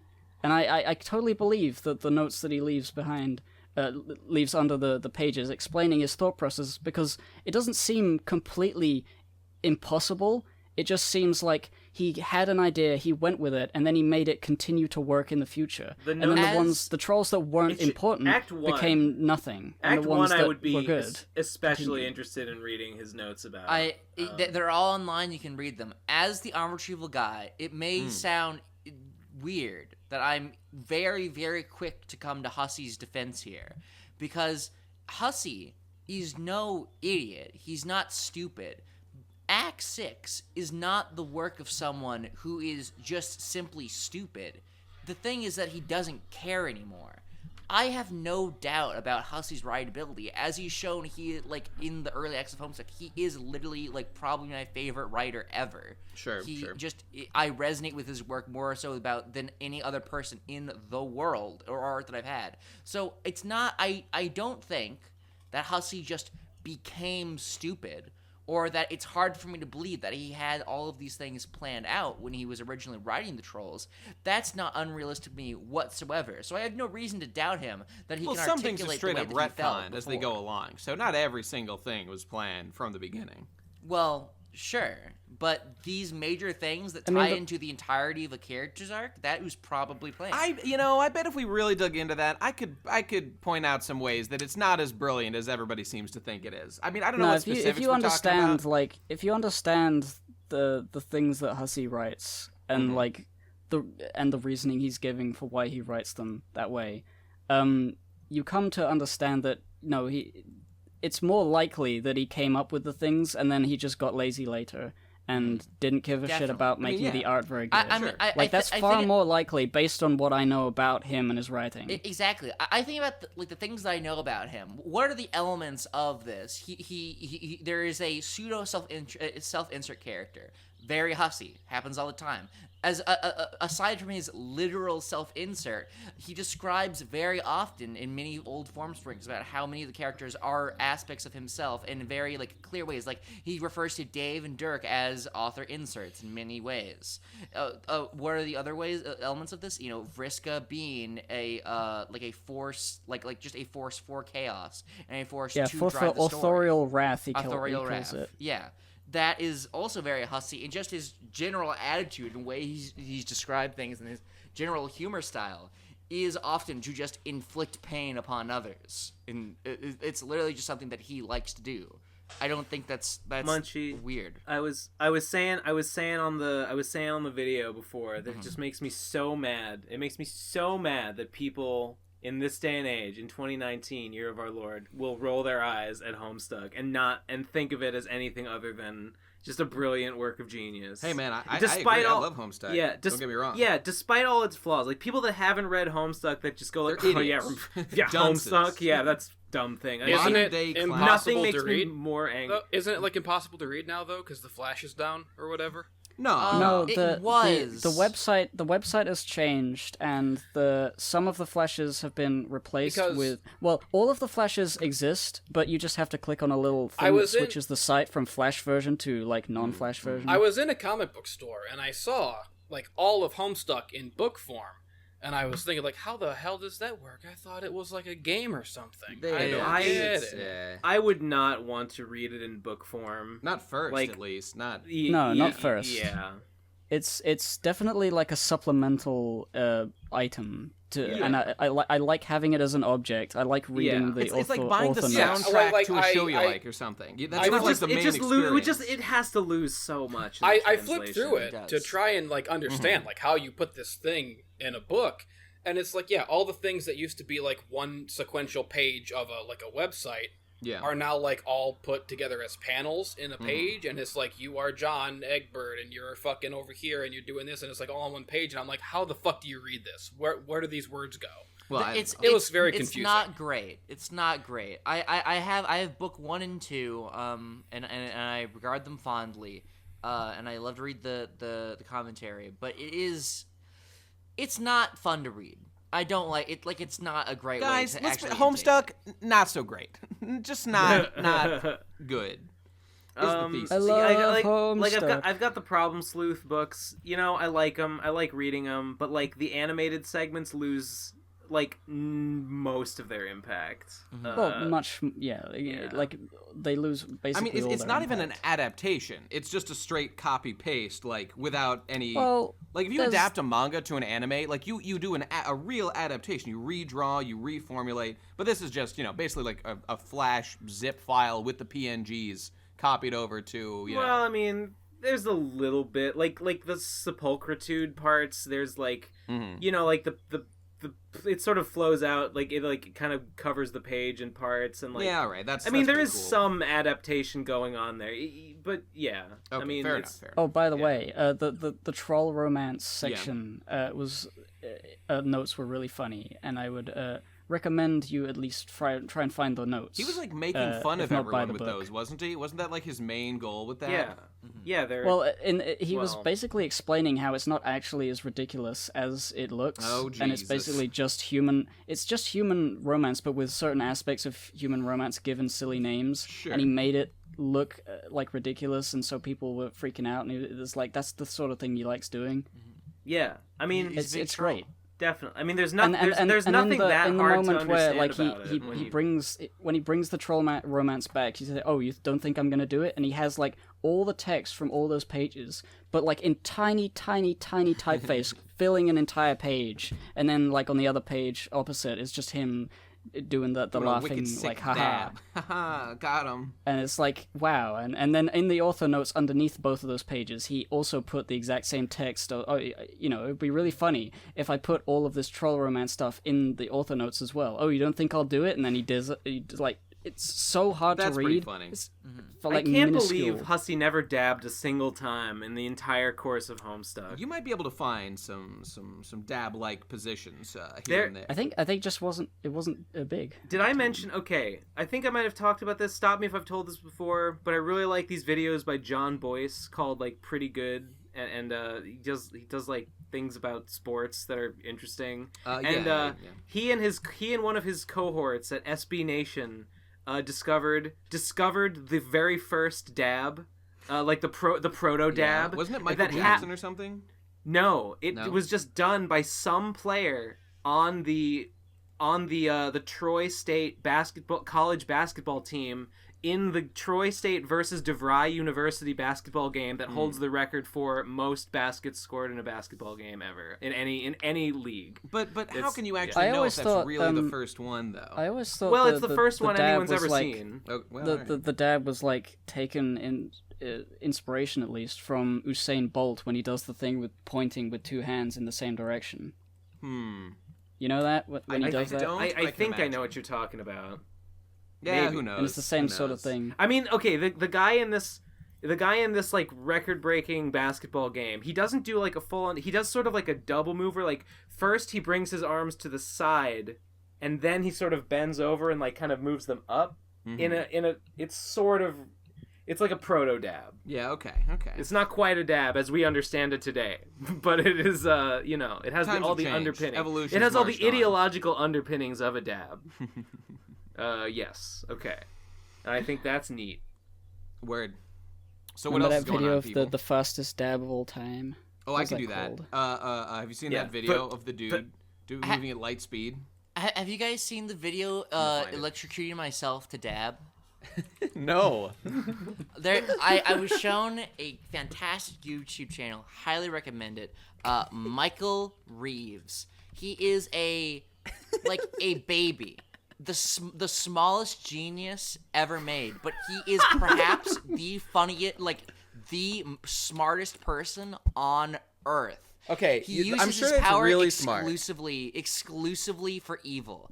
He's a technical, creative genius, but he does things like programming a robot to shoot him when he gets shot in Fortnite, or electrocuting his muscles to force him to dab. I'm gonna link his channel right now. Okay, that's insane. Great. But please also review this quickest dab ever caught on film. Posted I love quickest dab. It's like watching a frog catch a fly with its tongue. It's so fast. It's so just. This man was bred for this action in real time. Yeah, no, the eye can't catch it.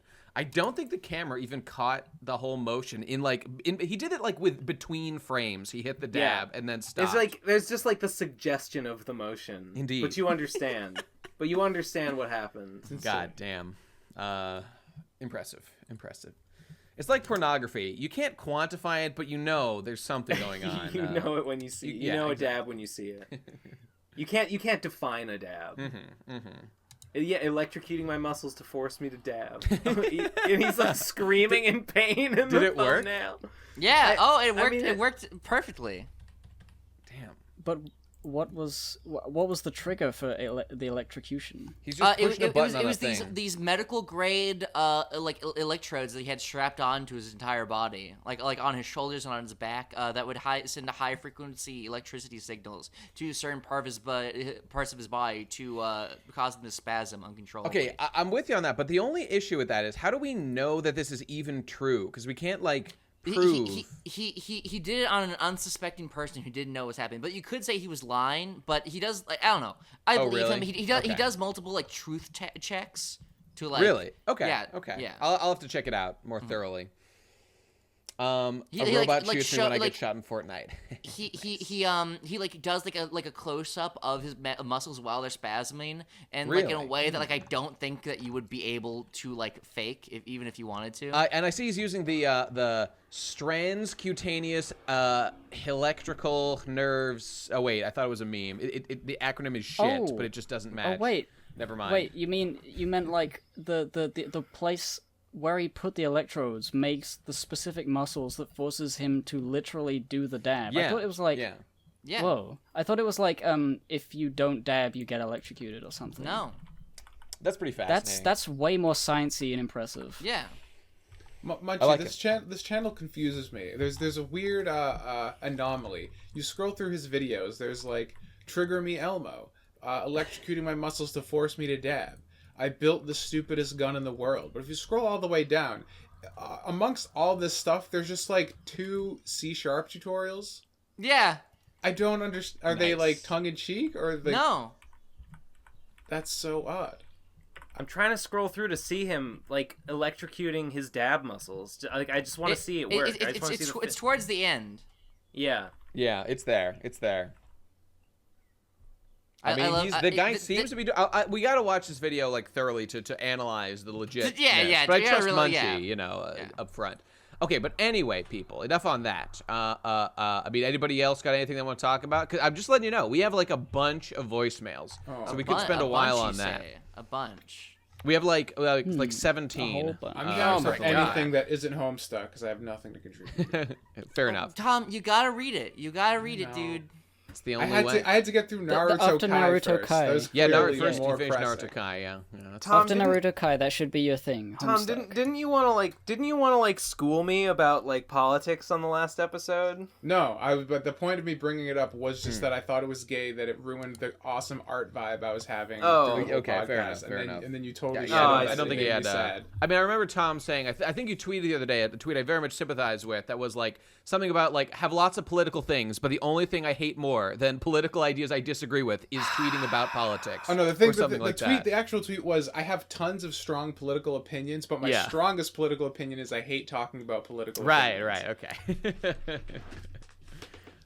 Gay. Well, fair enough. Okay, but regardless, we got like a million fucking things. We might as well get to a them here. million. We've got something like God. there are 17 of these. Okay, some are much shorter. Jesus.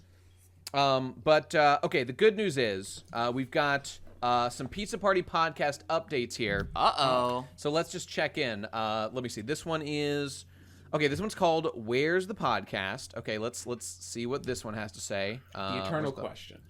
I'm watching Michael Reeves just scream in pain as his muscles forcibly dab for him. It's great. Great. Well, while you're in agony, listen to this as well. Everyone was too busy asking, "Where's the podcast?" that nobody bothered to ask, "How's the podcast?" And I just think that's pretty sad.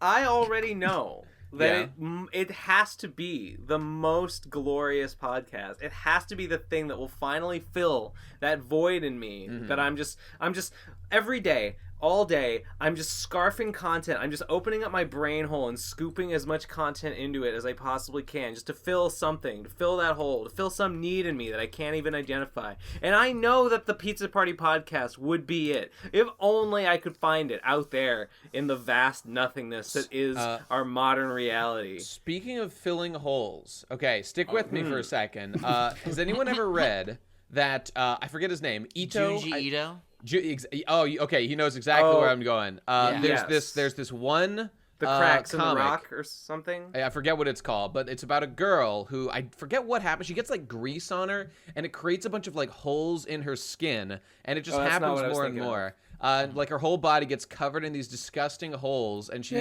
finds kind of joy in inserting things into them. It gives her pleasure. So the money shot is at the very end. The final page is like her mom walks in on her alone in a room as her whole body is not only covered with holes, but has all been filled by objects that she's pleasuring herself with all these holes all over her body. As she says to her mom, "Mom, I need more. I can't fill all the holes." And that's now that's That's How's the Podcast. By the way, ever since you about that? mentioned it, I have been vigorously editing this image, and I have this to show for you. I've created it. It is Hussie Dabbin. That's not a bent elbow there, but it's better than nothing. Mm-hmm. It's the best we could do. It's the best we could do. Again, another prototype dab sort of thing. Is it done? Is it's it over. not Yes, that- we're it done done? describing Okay. gross things. Did you post a picture? Yeah, It's in the Gross Disgusting audio links. Gross Disgusting, yeah. Oh, I see. No, I was talking about the holes. No images of that. No. All right. Well, I'll maybe I can find it, but I'll let people imagine it. It's Junji Ito. You can Google it, Hole Girl or something. But let's move on.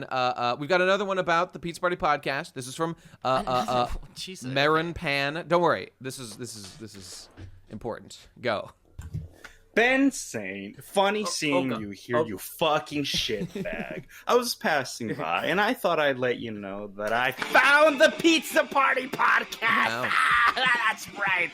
It's not a mirage. It's not just a state of mind. It's a real-ass place. And I've stood in this time-plated Shangri-La you so covet. I could have been there 2 minutes. I could have been there 2 millennia for all I know, as my chakras were scrambled, realigned, multiplied, divided. I even downloaded the special event chakra they were giving out, and I realized, why should I just do all the work for you and tell you where it is? You want to experience this? You put in the fucking effort, and I've made it more difficult, just to spite you. In my Pizza Party tenure, I rose through the ranks, tooth and nail, in the arena, undefeated, until covered in blood and mozzarella, I stood at the top.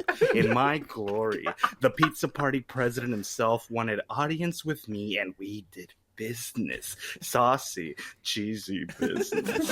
And I got it so that the sign outside looks just like any Peter Piper pizza. By the way, that's canon now. Time-honored PCP fan Marin Pan is affiliated with the Peter Piper pizza. That's real. Good luck finding it now, you piece of shit. Not that you ever had a chance before. Marin Pan, you piece of shit. You pizza shit motherfucker. Where's the fucking podcast? You gotta tell me! I think this isn't He's my only in. Because he's obviously, like, genetically related to Pan Pizza. Marin Pan Pizza. That's no mistake. That's obviously intentional. And he obviously has an unfair advantage. Like, oh, yeah, is it really a surprise when Donald Trump nepotism. Finds his father's fucking business? It's true. Yeah, it's true. It's not really that impressive, dude. I can't. This is collusion. This is collusion against me. Literally. Listen. What is it? And I hear that's illegal. Yeah, I heard it's bad. I don't really know why, but I know I'm not supposed to like it. Okay, well, the quest marches onward as always. So here's a little voicemail called "Maximizing PCP Enjoyment." Just as a preface to the voicemail. So, I almost forgot to say, speakpipe.com/whatever, link below, PCP voicemails. But let's see what our friend here, Maximizing, has to say.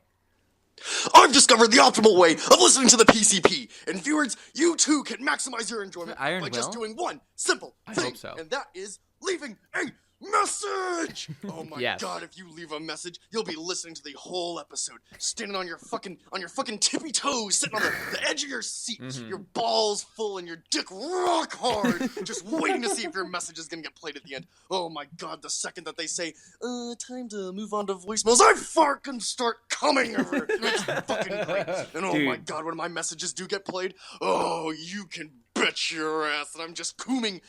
Yes, I was gonna say. Oh, it gives me such a fucking Imagine rush. the contractions taking place in him straight right into now. my penis and to my butthole, and I love it. Leave a fucking message, and you can be a god like me.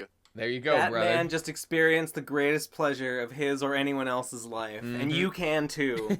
at speakpipe.com/something. I never remember it. I always Link forget. in the description. It's there. It's easier just to link on it than to type it, so you might as well.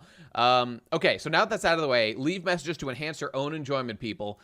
Here is, although I'm sure for most it's vast disappointment because most of them do not get played. But you'll still, you're. It's like, why do people play the lottery? They don't win every time. Why do they keep playing? Because yeah, of the but chase, that one glorious win, that one hit, it'll have you coming back for more. That's what you need. The difference between the lottery and the PCP voicemail, though, is that this is a test of skill. So That's true. You can ever improve your chances. odds by getting better. Much like That's the so discussion that opened this show. It's all about skill.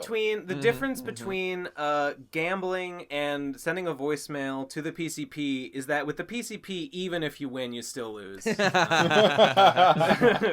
With gambling, you actually do win. There is the chance, however remote. Okay, next voicemail is from Free Thinker, but spelled with like numerals instead of the vowels, like FR33, Thinker 13, etc. Yeah. Okay, let's see what this Maverick has to say for himself. You're painting a picture for me. Indeed. All right, let's go. There it goes. Wait. Listen to me, iPhone warriors in worldwide poverty-stricken hermitages.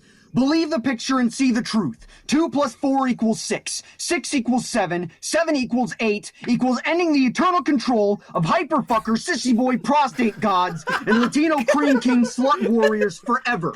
Look at the numbers flying into your eyeballs and ingest them through intestines and out the sphincter of eternity into your brain waves, reverberating worldwide into 4 billion people.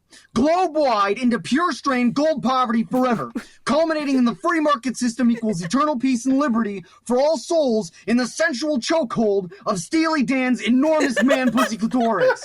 All microblogged in the ever-watching eyesight ear zones of TV iPhone metacasts. Living surrounded by the lie of cigarette cash, truth youth exo-criminals written onto the parchment of our mind, souls, bodies, consciousness by the Enron International Playboy Vice Lords Committee of Loco Boner Lords. Computerized sex lords triumph endlessly in the hills of your dreams, death, life, free market, and damnation running throughout your veins into the deadly living world sight sound robot conspiracy of pyramid scheme ultimate hell world death crime.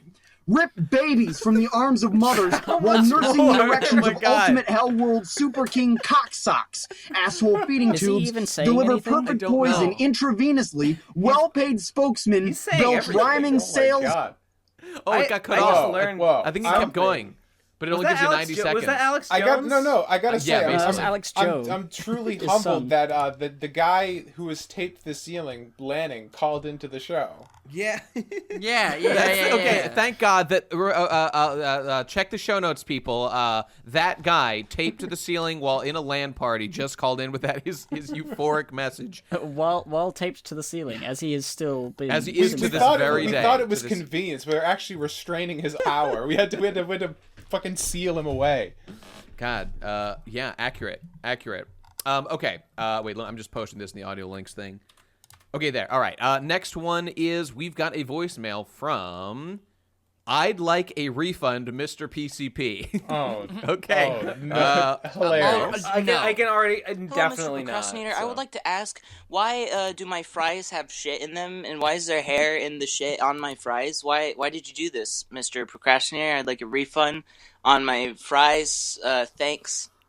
What's it with white people not being able to take fucking spice? Oh yeah, just take everything fucking plain. You can't have fries with shit in it. You can't have shakes with piss in it. Oh yeah, just add flavor to anything that you fucking eat. I'm tired of these fucking whiteys. Guys, I personally contaminated all of the PCP fries because they're not keto, and I don't agree with you, the customer, eating them. Although I do want you to continue to buy them and keep funneling us more of your PC pennies. That's fair. Thank you, and God bless. But regardless, just like a fucking absolute virgin putting salt and pepper onto season. Yeah. Why not have the embodiment of all food, the extraction of everything that was good about literal food? Poop. Shit. Yes. Literal poop. The culmination of what food was meant to become. Wash it down with your piss become. shake, my dude. That's the only thing you got to do. Shit is such a complex flavor. It's not basic. It's not fucking Five Guys version shit. It's fucking true. So it's true. Catch me at the local PCP cafe,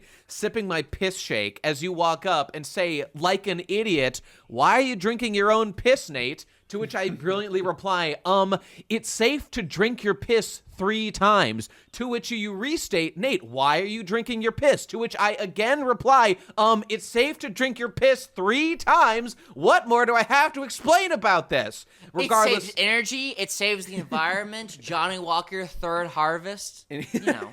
And regardless to your request of a refund, denied. Okay, moving on. We've got another voicemail. In fact, we'll charge you again. Yeah, double charge. Thanks for the credit card number, idiot. Rodine has a voicemail for us. Let's listen up. You probably will turn this off once you know who I am. I used to go by the name Binary Dude and was hailed by Jesse as the worst commenter of all time. And yes. Looking back, I can completely see why. It was everything that I said was my fault, and I know, like, probably Jesse gets this a lot, but from that moment, from like 3 days since that moment, I just became really unsatisfied with how I speak in the internet in general. I did not know. It was completely because of my autistic fucking retardness, because I just didn't think about it and just how that can like actually affect someone's day. Just the thought of ruining someone's day because of some bullshit I said online is something that stayed with me and actually altered my behavior on how I deal with this stuff online. So even though I had no redemption arc, and of course I didn't, I acted like a fucking jackass. At least I got that awareness, and for whatever that's worth, I am completely sorry to Jesse. He's actually a guy I try to watch every video nowadays whenever they come up. So probably there's nothing I can say that like. Okay, we got it. Oh, Disconnect. God, Is too nothing I can sad. say. It's too sad. I thought It's over. It's over. I thought there was a joke coming. I thought there was going to be a subversion of my expectations. That was worse than a bad comment. All right, that's fair. You fucked up even harder this time. I thought I'd show him because here's a guy who's trying to redeem himself, and I was just thinking, isn't that nice to see? Someone's, I do remember the guy. I don't remember what his comment was about. I remember like an argument, I think, like a long argument. I remember him like writing paragraphs and paragraphs. And like I remember like months after that, maybe a year after that, he found like my defunct Endless Jest Facebook page and like messaged me, like private messaged me like this even more massive like apology. And that was years ago. So this guy has been like stewing in this for years. Well, you know what? Maybe this will be his catharsis. The fact that he was able to be on here. Maybe he can rest in peace at long last. Hopefully. I mean, I don't even know I don't remember what was bad about it. I'm sure your comment was horrible, but I don't care. This is the funny thing. I'm sure that I've since seen many worse commenters. In fact, I can guarantee it. So please don't beat yourself up about it anymore. Well, yeah. Than you already have. I think there's a lesson to be learned here. That's something like, it's possible he may have been a total pants-on-head, retarded commenter at one point. Like, you don't need external validation necessarily. Like, if you've changed your ways or whatever, and you're like, you know what, I'm not going to do this anymore, don't feel like you need, like, odds are the person you wronged, like, they don't care anymore. Maybe sometimes they might, but certainly if you're, like, a shitty commenter, odds are, even if you were, like, a jerk or you made a bad impression on somebody, odds are they don't, like, specifically remember you or anything. So if you just improve your overall behavior going forward, then you'll probably, that's really the best good you can do for the world, I'd say, probably. I want to shout out specific bad commenters right now. And I want to call out Spider. He makes these comments about how the PCB are shit and then, keep it up, dude, and calls me out regularly and, great job with that. However, wait, how much ironicness is that? Cardinal sin, which makes you so fucking mad. Spider, just make one long comment. I hate that you make 8 new fucking comments on the new episode video. That's fair. Your comments are fine. Just put in one. It makes me so fucking mad when I scroll down and I see your name like 500 times. Write the one comment and then I beg you. No, dude, more comments is more engagement. It helps with the algorithm. Shut up. No, well, does YouTube know that, though? I mean, maybe it does. Does YouTube know about their algorithm? Do you think they've heard about this? Has anyone told them about this algorithm thing? Like, it's really fucking us up. Maybe if we I'm just told them maybe if it knows it's the same person commenting, it doesn't get counted. I don't know. Okay, well, in any case. I'm begging you, Spider, please. In any case, thank you for continuing to watch my videos, I guess. Please don't hate yourself anymore. I think he'll get over it. He's pulling those big boy pants, all is forgiven, my son. Okay, moving on. Speaking of forgiveness, we're going to need some after this, because it's the Lost Tape Archive number 2 Digibro. Let's see what we've got awaiting us. I was making sandcastles with Billy the Bitch Boy today. There was something glistening in the sand. Nice. So I pummeled his castle with my almighty fist. He cried. I rejoiced. Another tape Mr. Burns from Digibro. Oh, how fondly I remember the day that Digibro sucked my fat cock while drinking girl. Digibro whispered in my ear just how much he loves the taste of my semen on his lips. I was touched.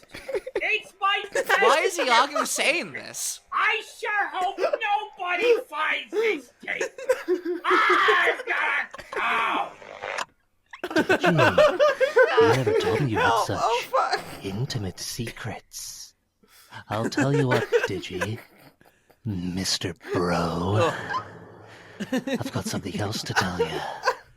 There are no castles left, for I have consumed the deserts of the earth. Fuck. Damn. That was. We waited for a while for that. What was this guy's name? This is the fuck. What is it? It's the Lost Second Tapes Lost Tape. Archive, Yeah. number 2 Digibro. That's the. Must have missed the first one. Holy shit! It was there. I mean, I forget what it was about, but it was something. Go listen back. I don't know. That was a really good Iago. I mean, that was Iago. Yeah, that was Iago. It wasn't Gilbert Godfrey. It was Iago specifically. That would make for a really good fan art of you know, Digibro sucking Iago's bird cock. Is that what you're talking about? No, of like a lip sync animation of Iago, like get a Disney anime. Get James Baxter in here. To draw that like actually being like to see him like in Disney style say Digibro sucked my fat cock. You know in Aladdin when the Sultan tries to give Iago a cracker and Iago doesn't want it, and he shoved it down his throat, and then Jafar says, "You certainly have a way with the dumb animals." That scene should have gone like Sultan like shoved it down his throat, and then Iago's like, "Actually, eating food makes me sort of anxious now. Yeah, I haven't eaten in like 3 days because I'm just too high. It just makes me anxious to eat now." Yeah, it should have gone that way. Miscast, miswritten. Miscast. Okay, let's move on. Next mail. Go on, Ben. I'm just pleased as punch. Good. We got quality things here on the I don't know, part 2, the real PCP episode. Whatever show this is. Yeah. I don't remember. Okay, Zoomer Joe is calling in once again. Let's give him the floor. Shall we? He looks like Sniper Joe, but he just has like a Bernie 2020 hat on him. That's him. Okay, go. Hey guys, it's me, Zoomer Joe again. This time I'm calling in from my VR headset. Actually, I'm doing a new challenge, a new Zoomer challenge that all the kids are doing. It's called Call Into the Pro Crastinators Show while in VR, but the VR room that you're in is actually a room with your mother staring intently at you, looking disappointed. That's what I'm doing. I'm calling into you right now. I'm speaking these words while staring into the disapproving, soulless eyes of my very own mother.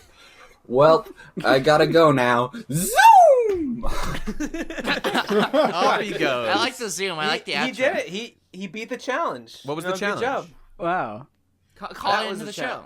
Into the show. That's right. I like how it's Well, not in a front of his challenge mother. for anyone else. It's just a challenge for him, and he's already completed it by the time he calls Well, in. you just gotta get your mom to fucking understand what you're doing, Indeed. so she'll look at you disappointedly. And then the challenge begins. Incidentally, Zoomer Joe, after listening to the last episode, he left a separate message and said, "Do not play the one I just played." He said, "Play the other one." The thing is, though, this one was funnier than the other one, so I just didn't want to.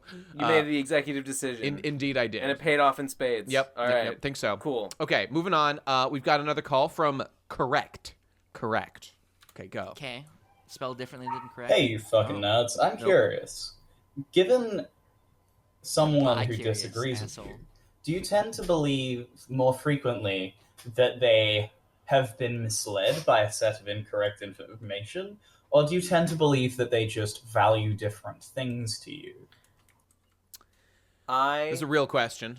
I will assume that they are misinformed first, and only after serious probing of the subject will I disappointantly conclude that their core values are just fucked because they're different from mine. Right. I've noticed that I think for a long time I've been possibly a way too charitable arguer, and that it seems like when I argue I'm looking for ways, generally with someone I would respect and don't think is a total idiot, I'll look for ways to make them seem like to really steel man their argument, I guess. Like, I guess that's what I'm just describing. I really steel man arguments. And I want to touch on like... Wait, what is a steel man? Well, it's the opposite of a straw man, or what you're... well, it's sort of an opposite. It's what you're trying to do is give the strongest, best possible interpretation of your, like, quote-unquote opponent's argument. Did you make this up? No, it's making the rounds. I didn't make it up.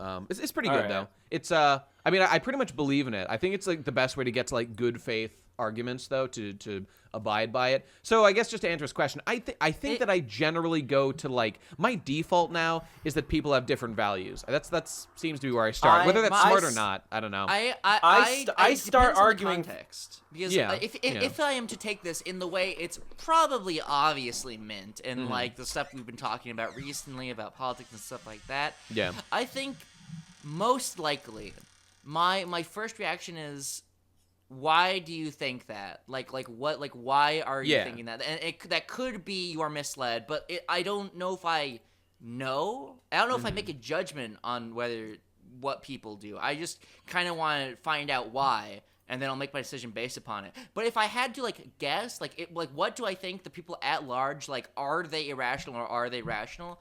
I would say I think they are they have different values than me in general. I think that they might not just be led astray. Yeah, I don't know depends. if that's a particularly healthy way of thinking I've about come things. to a conclusion about this that might seem radical to some. Yeah. I have come to find that opinions in general, having opinions is just wrong and it's bad. And I don't have any. I strive to have evolved beyond the need for any opinion so that I can just fucking float and just be like water, That's kind of what the monks do, right? They try to just disassociate from reality. Because and just, humans are not rational. Humans are highly irrational, highly stupid, morally bankrupt, evil sacks of shit, every single one of them. And every opinion that you see, if you talk to these people, even a good opinion that you think is good, even an opinion that you might agree with, if you talk to these people and if you scratch the surface, you will find the insanity behind everyone's reasoning. Everyone has their own fucked up, just their brains are just shit. Everyone's brain is just shit and piss and cum, and it's just, that's all there is. Even something that you think sounds smart, if you really scratch the surface and talk to the person long enough, you'll realize they only think that because of something fucking wrong with their brain. Everyone is fucked, no opinions allowed, I don't like them. Just everyone, just be like water, man. Just fill the glass you're in, okay?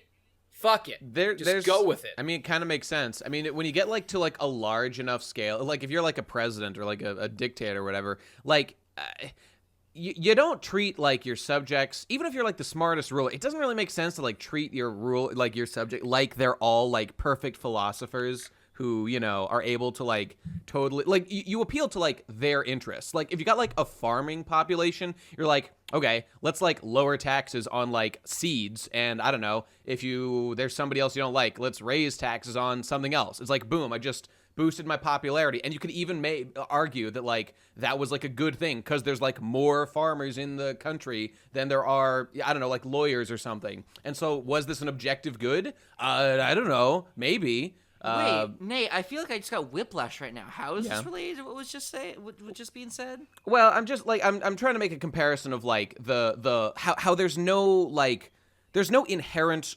correctness in any kind of political idea, that a lot of it is just coming down to a person's personal values, that you could call that just their own personal madness, just being that's not the question. Well, I know, I'm just responding to Jesse's point though, and I'm aware I'm wandering a little bit. I don't think it's totally irrelevant.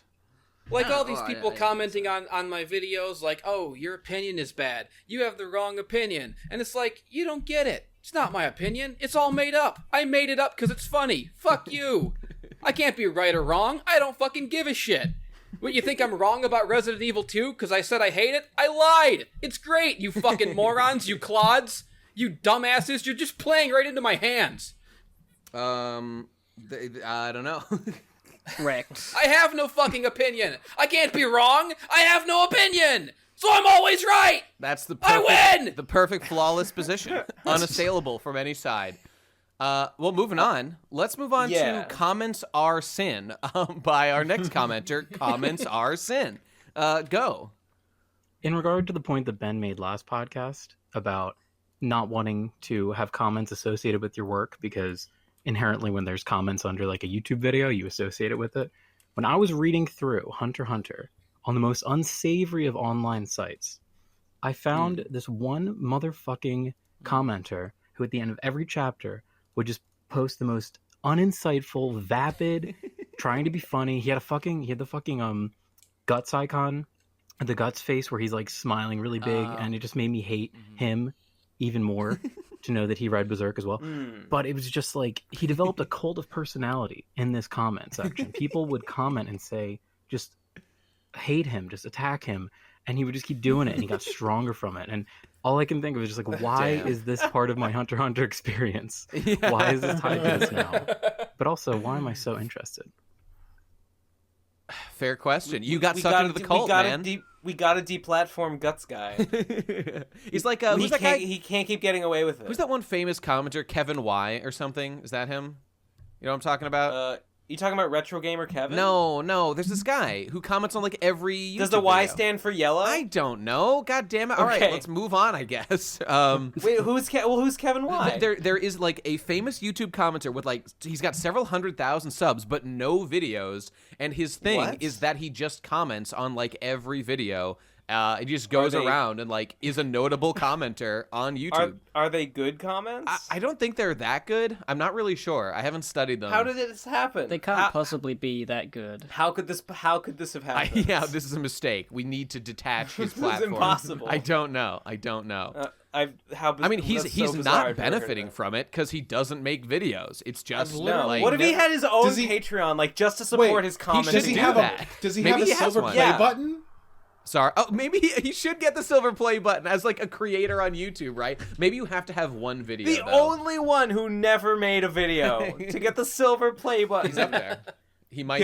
He gets like a silver like a comment submit button instead. Ooh yeah. Yeah, it just says submit. He's a hero. Anyway, okay, well that's fascinating. He's a fascinating guy, and this comment, this voicemail was interesting as well. And it's just like. I don't know, like with somebody like me who reads One Piece weekly and stuff, I go to like 4chan on A and like talk about it in a group, but that's like me seeking that out specifically, like on Manga Stream or Jaime's Box or whatever. Like there's no comment section like directly under it, so I'm totally free of that, and it's great, and I'm super happy that that's the case. So yeah, I don't know, it definitely will impact like the delivery of the content if there's like, you know, visible comments around it or on it or whatever. So you know what's always felt really weird to me, and I also keep looking at them even though I don't like them at all, is comments under like hentai and porn things. We were talking about that. And comments on porn are so weird. Like I remember like that on the sites I frequent, there was always this one guy who would have something funny to say on every page of every doujin and hentai, and I was like, What are you doing? And then like it can be cool, but then he sort of, it's the same sort of thing, the cult of personality. People started to recognize this guy, and then people started to imitate this guy, and like there was a whole like subculture on this porn site. People were jacking off and then laughing or like hating this got any one examples guy of like what he might say in general? I mean, it was never, like, unfunny. It was just sort of like, I'm trying to jack off, this is a porn time. Sure, what does he get out of it? What does he get out of posting? Was the thing a little bit of community. A little community in this particular, you know, forum or whatever. Well... But there was no forum, like, back and forth. It was crazy. Just like, he was throwing his thing out in there, and then people would keep seeing it. Well, I mean, I think that what you get out is just, it's exactly that. It's like, you're here. Obviously, people do come here to some degree. If you comment, they might see your thoughts, and it might, you know, feel kind of nice if people like or see your comments. Especially if, as this guy has, it becomes kind of a thing that you do. So I'm not saying it's a lot, but I'm saying there's something of value. Same with YouTube comments. I want to like go off on like how this is so weird how people spend their time and build community, but I spent like 3 years talking about My Little Pony, so I have no ground to stand on. Not too different from that. Yeah. Equally sexual, I'd say. Know what I'm saying? Yeah, dude. Okay, let's move on. Hey, season 9 just premiered like yesterday. That's true. No, it did. Is this the last season? It's the final season. Yeah. Oh.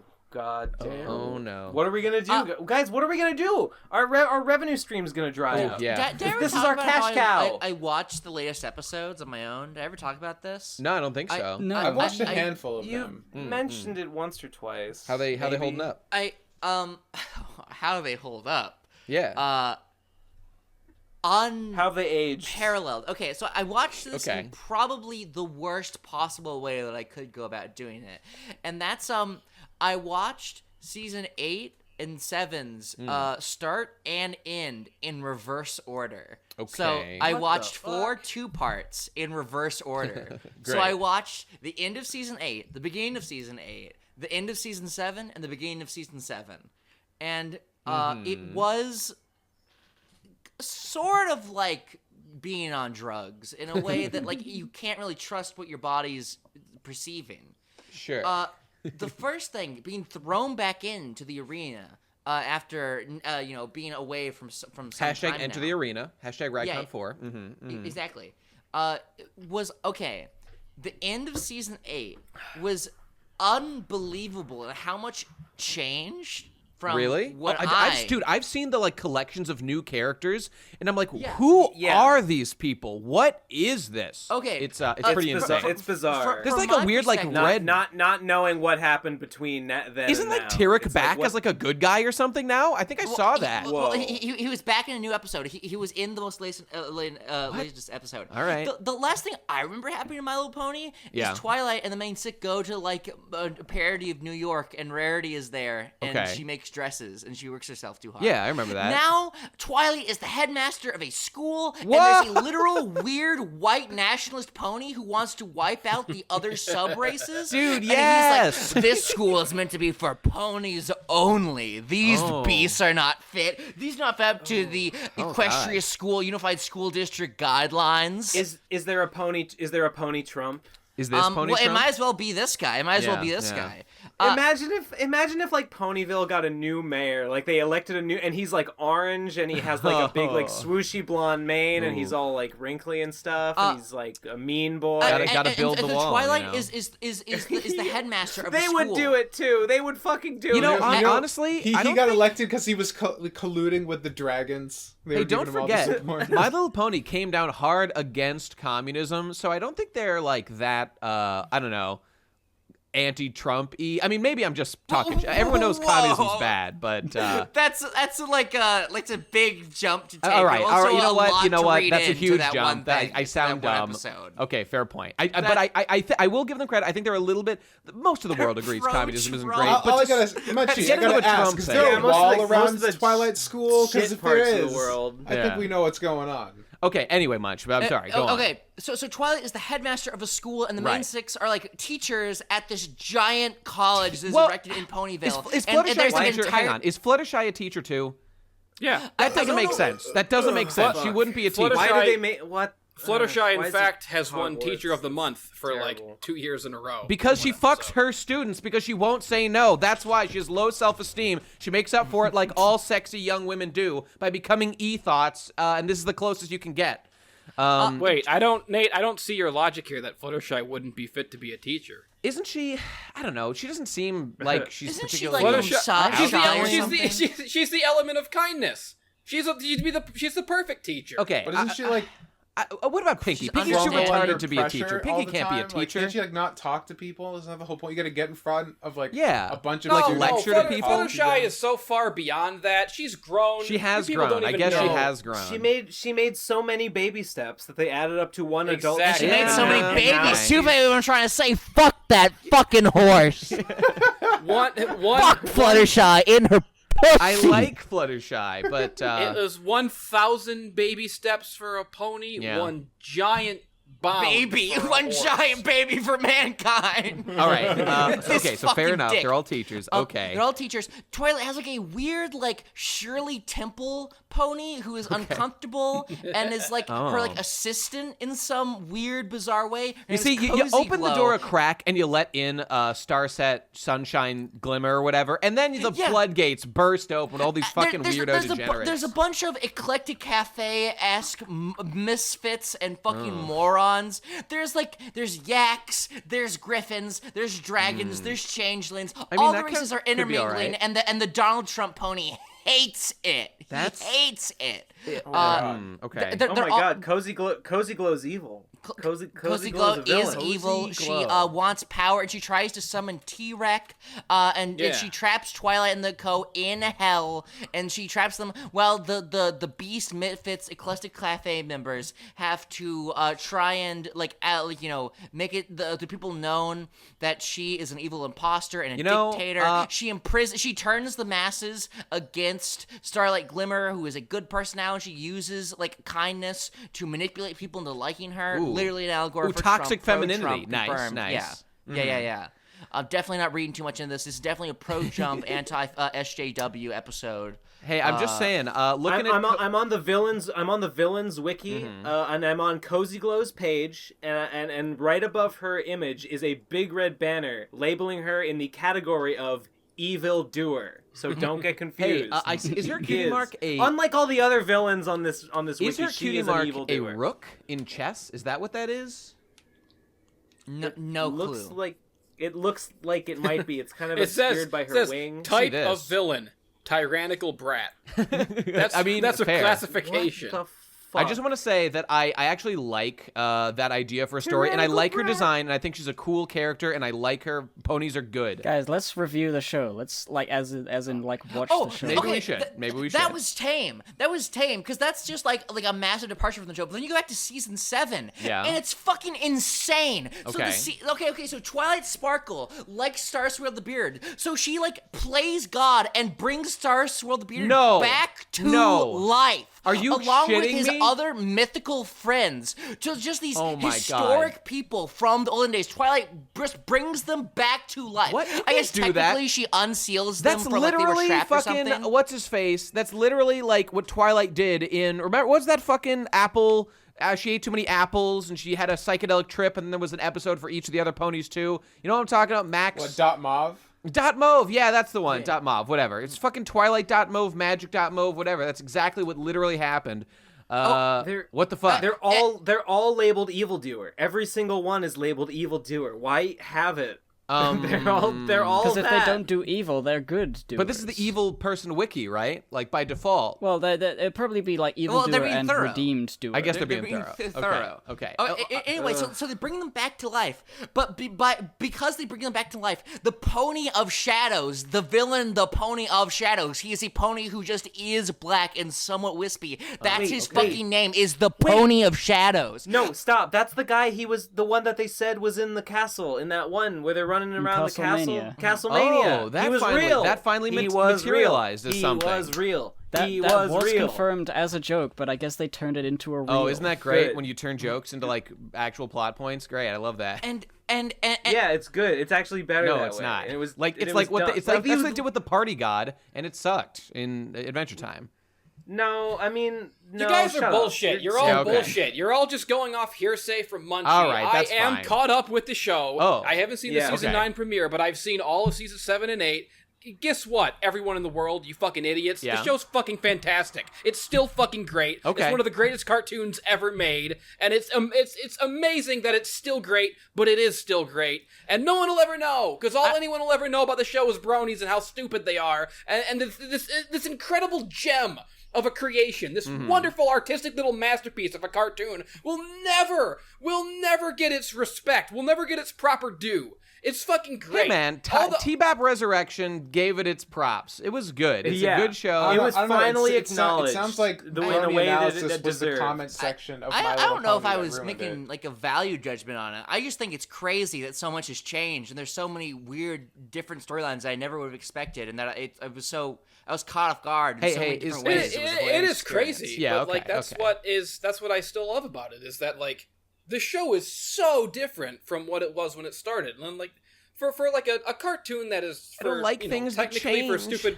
technically for stupid baby toddlers, but for it to have so much ongoing depth and narrative and continuity, and it's a totally different show now. It's a good show. Hey, I I'm hope with you. everyone I mean, I'll yeah, believe you on all that. I'm just there's- curious. What's the there's- CMC up to? What's their arc right now? Are they doing anything?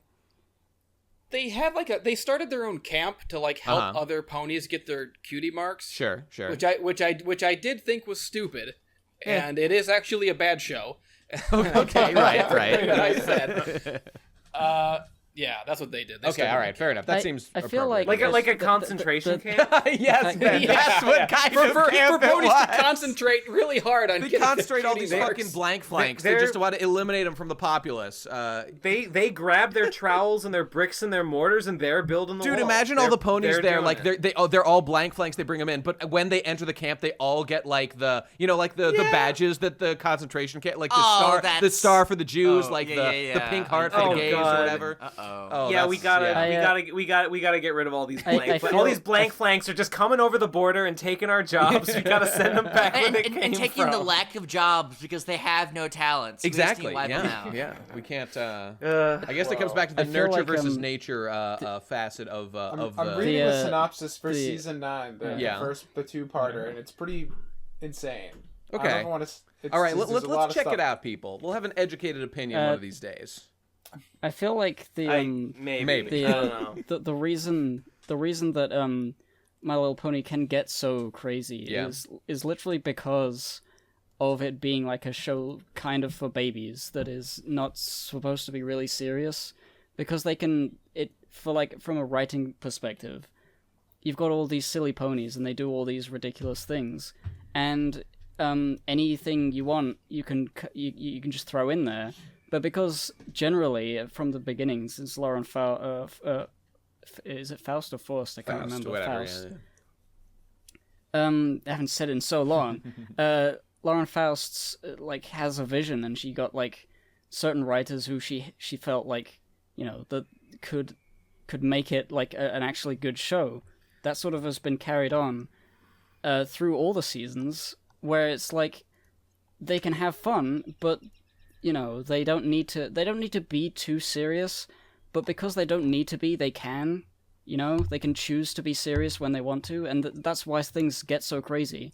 But the quality of the show doesn't get stupid, because it's not like a Game of Thrones where people are it has to be really good in a very specific way, and if it goes silly or has a bad episode or something, people wouldn't go apeshit if My Little Pony has a bad episode here or there. They're just sort of, you know what I mean? It's flying under the radar, and that's why it can do all these crazy things. It's and even it's to fine. this day, in the Hasbro offices, when they're all making the show, even though Lauren Faust hasn't been there in all these different years, there's probably a big words written on the wall, big words that everyone can see. That's a quote from Lauren Faust that says, "Don't forget, don't be shit."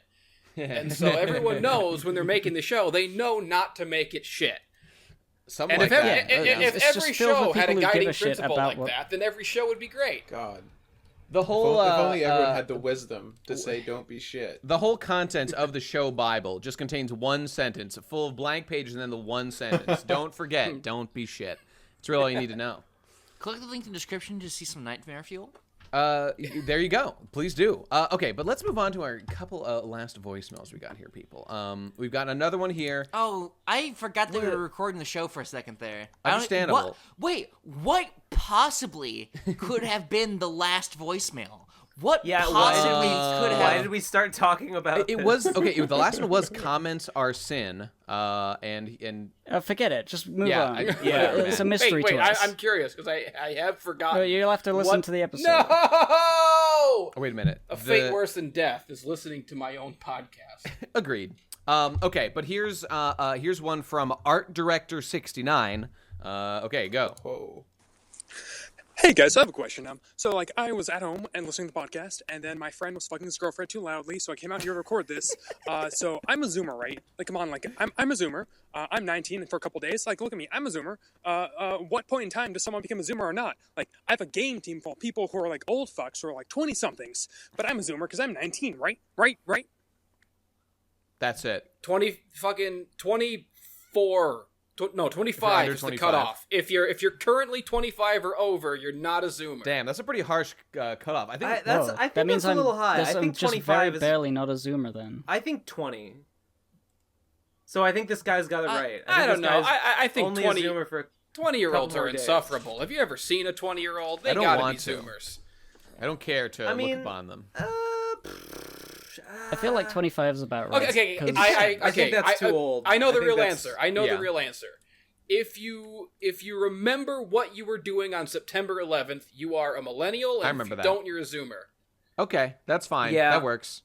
So September 11th is the cutoff point for all human history. It's where it's before and after. You would have had to have been like maybe 5 or so on like September 11th. So how old would you be now? That was I don't remember. That was 2001. You'd be like 23. So 23 or 24 or something. Yeah. Yeah. All right. I'll take that. Okay, I'll there you take go. it. There you go. Good old Solved. September 11th. It saved the day again. Our favorite character came by to fix Did another you guys problem. see that in the PCB yeah. dating simulator, 9/11 is a character with Is yeah. there. God. It is I in the gotta, dating unbelievable. Okay, I gotta fucking play it. I will have played it by the time you, the listener, hear Me too. this. And you should go play it, people. Link in the description to it. It's out right now. Go play it. Also, Endless War is a girl, and I want to date her. I want to. That's when it comes out. Finally. Wait, am I wrong? Is Endless War in the dating sim? Yeah. You will know her as Endless Lewd. It's Gabe's rendition of Endless War as a Ew. girl. That's fine. Ew. That's fine with me. Gabe. I know gross. that's controversial, but I'm game. I'm down. Okay, well, great. Okay, moving on. We've got another call here from a Tyo. Tyo. Okay, go. Oh, I know. Oh, Tio. he is a It's like take programmer 7. on the Yeah. dating Oh, that's sim. right. Good fucking recording, but then I found out that there was a 90-second fucking limit to the fucking voicemails. Yeah, all right, we God got it. Move damn on. it. Well, whatever, let's go. To make it quick, my name's Tayo. I'm the fucking programmer for the PCP dating sim, the April 1st one, you know. Welcome. And I'm just gonna cut to the chase. We got a lot of fucking support for it. People want to contribute, but the thing is, like, 0 of the people who have expressed interest in showing, like, it's contributing to the project are programmers, and that's fucking mental, because we need those guys. We need code boys. We need people like me who are on the front lines and like developing shit, because Rempe isn't going to cut it. We were looking to expand operations. I'm not going to say too much about it, but we're looking to expand operations with this injection of new talent, and we can't do that if we're working with like shit fucking software and no programmers to program. Yeah. I could also use Rempe programmers if we don't get enough code boys, just to like make it easier on everyone involved. But we need more fucking programmers. I'm talking to you, viewer. Fuck this podcast. Fuck the people on it. They're all means to an end. We need more programmers to program this shit, and that's it. Hell yeah, dude. That's all. Okay, bye. All wait, Digi. I saw the video you did with May. It was really cute and adorable. Thanks for doing that. Okay, that's all. See ya. Oh yeah, they did a playthrough. All right. So, viewer, I mean, I guess they're looking for programming talent on the PCP dating at sim. PCP dating sim Have is their they- Twitter. People, I go would there. probably the best way to get in touch would be to message them on the Twitter. Probably. I'd imagine It's so. my- It's the only way I my- know how to that's my contact guess. them. So yeah. Yeah. Have they tried asking like the many programmers involved in Endless War? Probably not, because that's a large enough. We group, need them. maybe. We need all their energy. Well, but also I don't probably think they might that help. would work I don't out. know. I mean, oh please, shut the hell up. Tio's in the I Am Games Discord, and there's a whole channel in the I Am Game Discord specifically for game dev and programming, and I haven't seen him fish for people I mean, there. this He is should. an open source project regardless. So yeah, I Am Games, whatever. Endless War, who gives a shit? Point is, the call has gone out, people. At PCP Dating Sim needs programmers. If you are a programmer, think about it. See if you want to get involved. Go message them. See what they're looking for. There you go. That's all there is to it. Neat. And go play Good- the demo good that's call. out and get inspired to contribute and help, because these guys are doing God's work and it's fucking sick. Good call, Tayo. Good- Nate good yelling message. voice. Nate yelling is voice. forceful. This is how I get things done, by escalating my volume. Okay, anyway, let's move on to the next call. Thank you, Tio. Thank you, whole team on the dating sim. Next one is from Gator Inflator. Let's see what he's got for us. This guy's And go. This message goes out to Tom Oliver in regards to the vertical slice that he just released for AZUMI game. Quite enjoyable. Hey. But suggestion, the sword, the hitbox for the sword is way too fucking dinky. It's you have to get in way too close, and it just doesn't Go play Strider and you'll see what I mean. That man can fucking swing a sword out like 30 feet, and it's just like, it's just the right amount of room. I'm not saying you have to do exactly that, but just like Azumi, I get that she's small, but her sword doesn't need to fucking be like a little fish, a little floppy little fish. Well, she's only got one hand, so that'd be better. Don't be fucking ableist. Give me incentive to use it over just spamming shurikens all the time. Maybe put a limit on them, or maybe make them a little slower, or because just I hang back. I just use that instead. It just feels so much better. Lastly, knockback. It's a fucking it's two Ninja Gaiden for my taste. It's just you fly back and just but you don't have the invincibility frames. Tom. Tighten it up a little, and it could be great. The little Rakunoichi could go far. But as it is, it's a little loose. Thank you. Okay. Where? This guy sounds like he wants an easy mode. I don't know if I can do that. These Tom, easy mode babies out of here. I suppose. Tom, I think you. Go on. I think you gotta tighten up the graphics on level 3. Oh fuck, you're right. Yeah. There you go. That's some solid feedback. It sounds like you went to school for that, dude. Like damn. I'll I await my check in the. All right. I mean, I'll say, I mean, I thought this was relatively insightful and decent feedback. I remember when I was playing, specifically, I suppose while the game's still in development, it's fair to make, critiques or whatever. I agree that it feels like you do have to get very close to enemies in order to hit them. And considering like the relatively large size of Azumi, I mean, again, maybe this is literally what you're going for, but I basically agree with the assessment of like, it feels like you got to get real close to do a hit, and it could theoretically be more satisfying to have like a slightly larger hitbox, which I'm aware would require changing like a bunch of stuff, including the animation itself. But I don't know, just saying that seems like reasonable suggestions. The hitbox thing would actually be relatively simple to fix. Yeah, okay. You just got to edit a couple frames and then change the actual hitbox size. Do you use physical hitboxes for the damage calculations? Yeah. Okay. Cool. Cool. Oh, I'm curious because I don't know. Physical hitboxes. Well, okay. What I mean is a hitbox as opposed to like, I mean, some people use like ray tracing or stuff, and that's another method of calculating damage hits and whatnot. But like, I was curious if like, because there's images that get posted in like game dev threads on V and stuff of like the different games with like the different styles of hitboxes. Do you have one hitbox? Do you have stacked hitboxes to like, because if they're rectangles, you got to stack them to emulate like a circle shape, or Smash Bros actually uses circles themselves. So I'm curious what you use. For the vertical slice, they're all just a single square, and they approximate the size pretty well. I mean, the sword swings in the game that you use, the area can be covered with a square pretty effectively. I didn't see a need to stack squares. Yeah, that's cool. I figured like if it extended a little bit beyond the animation itself, like I'd rather have people be like, wow, I can't believe that hit. They'd be like, oh, that's bullshit, that sort of hit. Yeah, so kind of like fair. Overcompensated instead of undercompensated. Probably a good idea, yeah.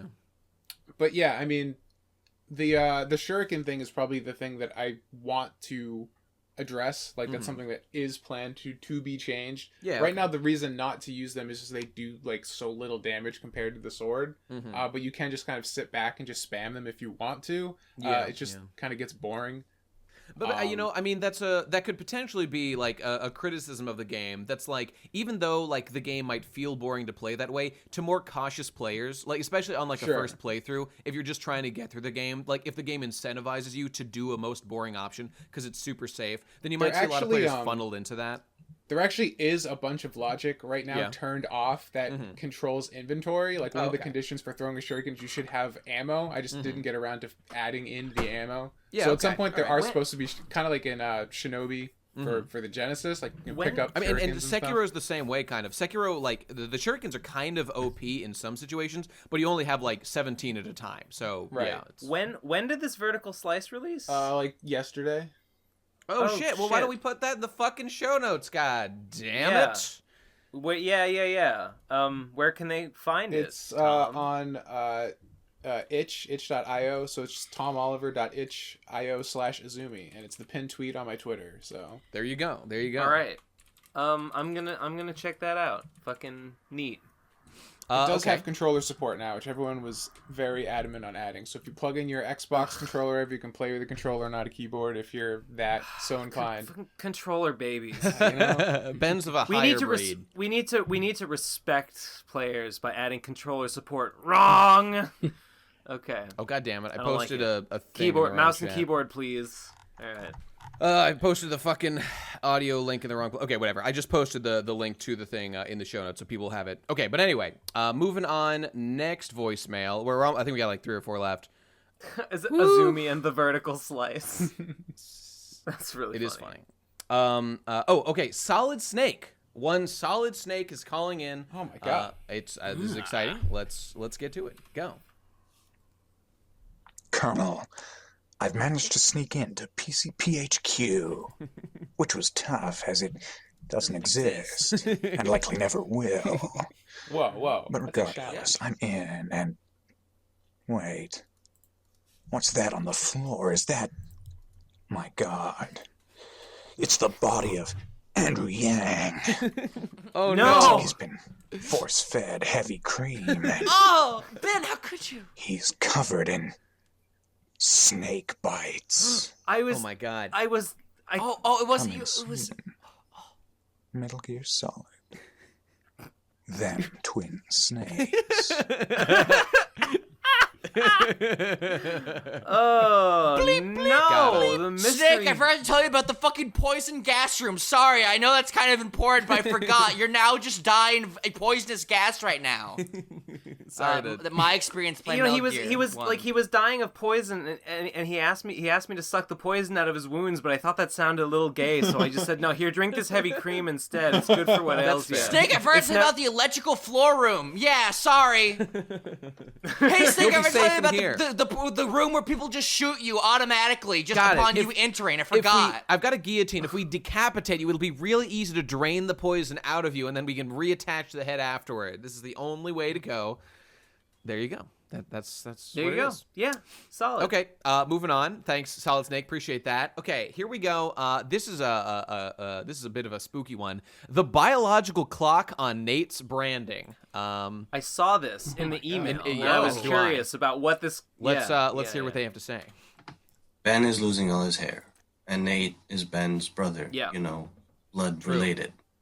But unlike Ben, Nate's hair is a part of his brand. It's on his avatar. Oh. So, Nate, what are you gonna do if and when you lose your hair? You gonna wear a wig? Maybe implants or some shit? You know, your shit's in danger. You have a biological clock on your avatar.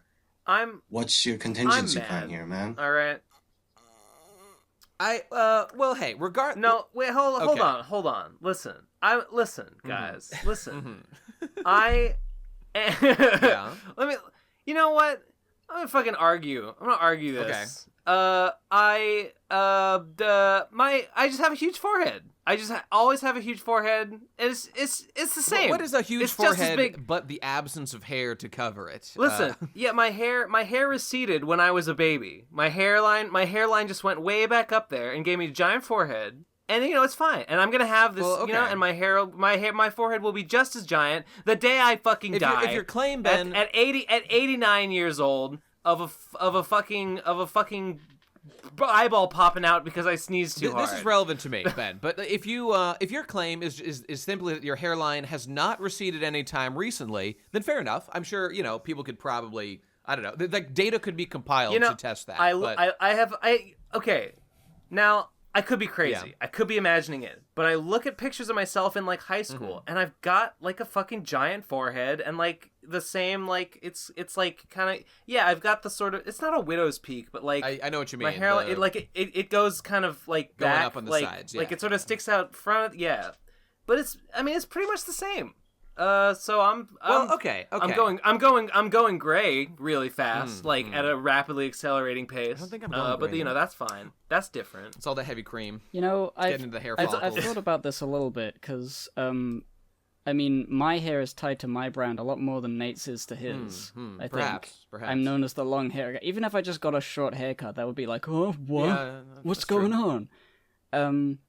But you know, like I'm a man. I'm probably gonna lose my hair, and I think the solution is to just rebrand and just be an old person. Because if Red Letter Media has taught me anything, is that it doesn't matter what you look like as long as you're funny, and I am funny, so I'll be fine.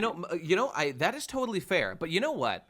There's a reality to be addressed of just for example, if you've got a really hot chick and she's like a host on a show or whatever, if she begins to become not hot, even if the other hosts are like straight up ugly, that will be very noticeable to the audience. Let's say she starts to get fat or just stops wearing makeup or anything like that. People will notice. Similarly, I think I have kind of, look, earned or not, I think I have something of a reputation of like the hot one. And again, I'm not saying that I deserve that. I think that frankly, it's overblown. Well, you work out. It works. You're like the fit guy. Yes, deservedly or not. I'm working on it, guys. I swear, I really am right now. But don't look at me in real life. So yeah, I mean, like in the PCP demo, like I'm huge and muscly and stuff. Which I do work out. Whatever. I'm not gonna get into that. The point is, on like if I'm somewhat associated with like looking relatively handsome, and I think that like if my hair does start to go away, that will impact it. So I thought about that. One thing to do is to rebrand.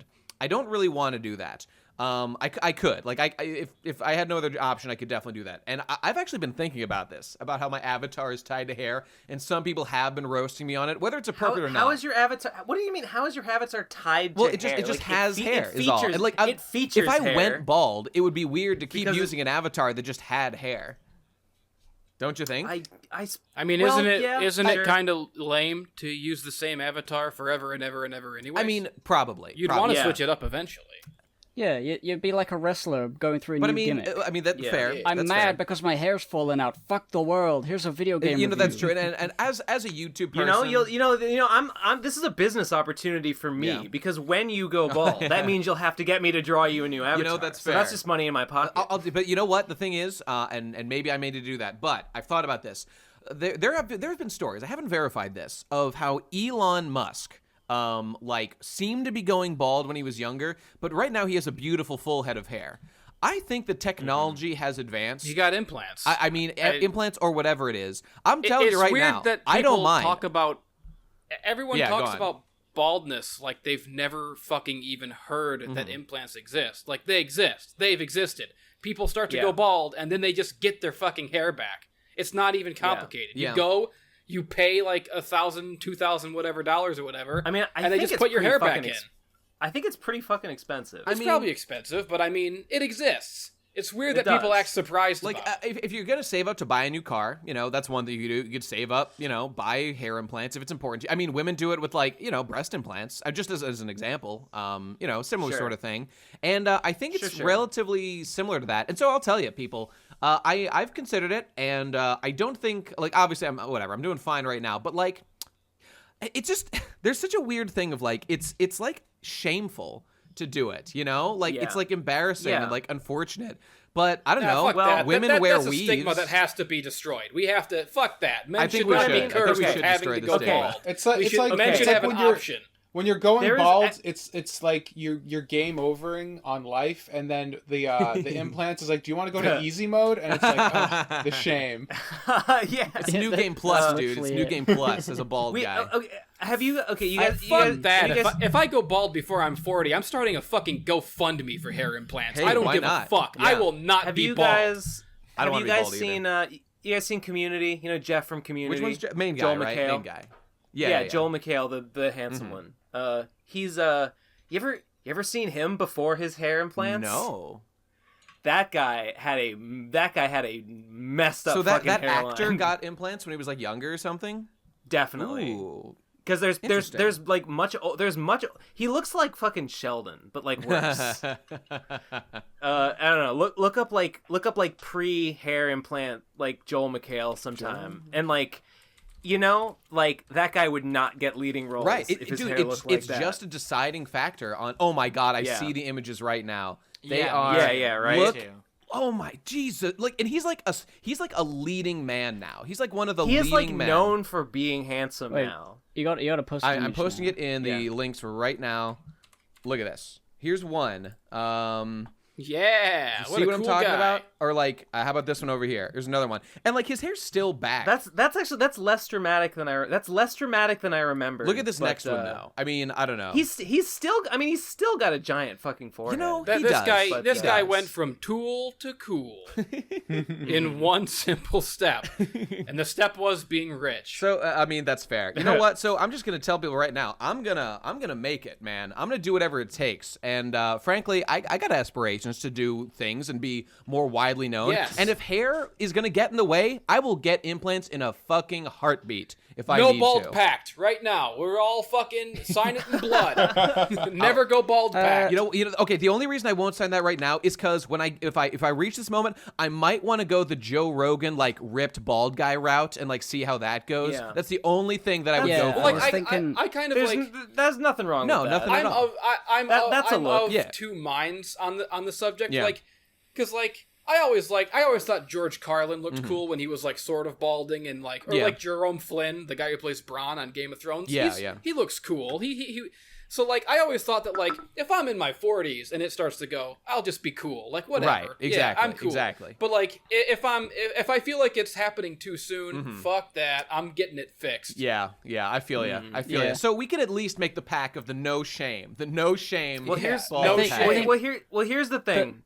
The moment I start to be like embarrassing bald, I will shave my head and then I will grow my beard as long as I possibly can. Good plan. If I know I can do that. That's true. Okay, if I decided to make that demonic pact, take that Faustian bargain, and switch to and switch on easy mode because hair loss was just too much to handle, I might be tempted to overcorrect and bring my hairline down like further than it ever was to begin with, like all the way down like my eyebrows. Ben shows up looking like the old timey Wolfman, like hoping no one notices anything's different. Like, hey guys, it's just me and Ben.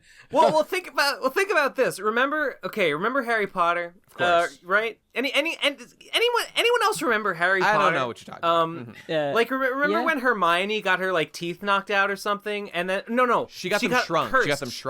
She got her teeth cursed, and her teeth became huge. Right. And she went to like Madame Hooch or whatever the nurse's name was, and she had them shrink her teeth, and she just let her sort of like make them a little smaller than they started with. I'm gonna be like, hey, bring my hairline down here, and then just keep going, and then it'll just come all the way down to it'll just blend right into my all the way down to your you know what chin. though, Ben? Yeah. This is why reasons like this are exactly why I want to have money, like a bunch of money, so I can make these kind of fixes in my life if and when necessary. That's freedom, baby. Sure. That's freedom. So, that's what money's for. It's just to fix the things that go wrong. Yeah, that's what I think. Sure. That's what I think.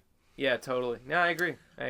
Okay, so I guess let's move on. Are we done? You got another voicemail. I don't even have to think about this for at least 10 years. You got 10 years for sure. Yeah. You lucky unless something Zoomer happens. bastards. Some people are unlucky, but I don't know, man.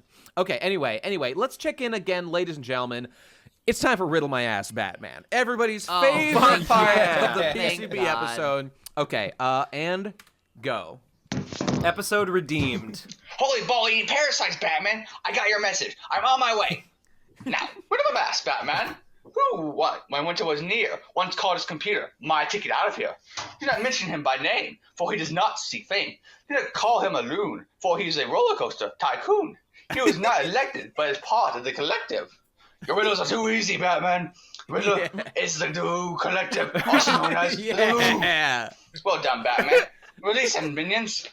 Thanks, Batman. And may I be the first to welcome you to the Vu Collective. Resistance is futile. I would never resist the Vu Collective, Vu. You have been waiting for this all my life. I'm not a member of the PCP saved, or not a member of the PCP of the Vu Collective collected. What will happen next time? Tune in next time to find out. Same PCP time, same PCP channel. Woo! Yeah! Another exciting adventure concluded. I like when he called the Riddler Batman on accident. I like the fuck-ups and the just stuttering and whatnot.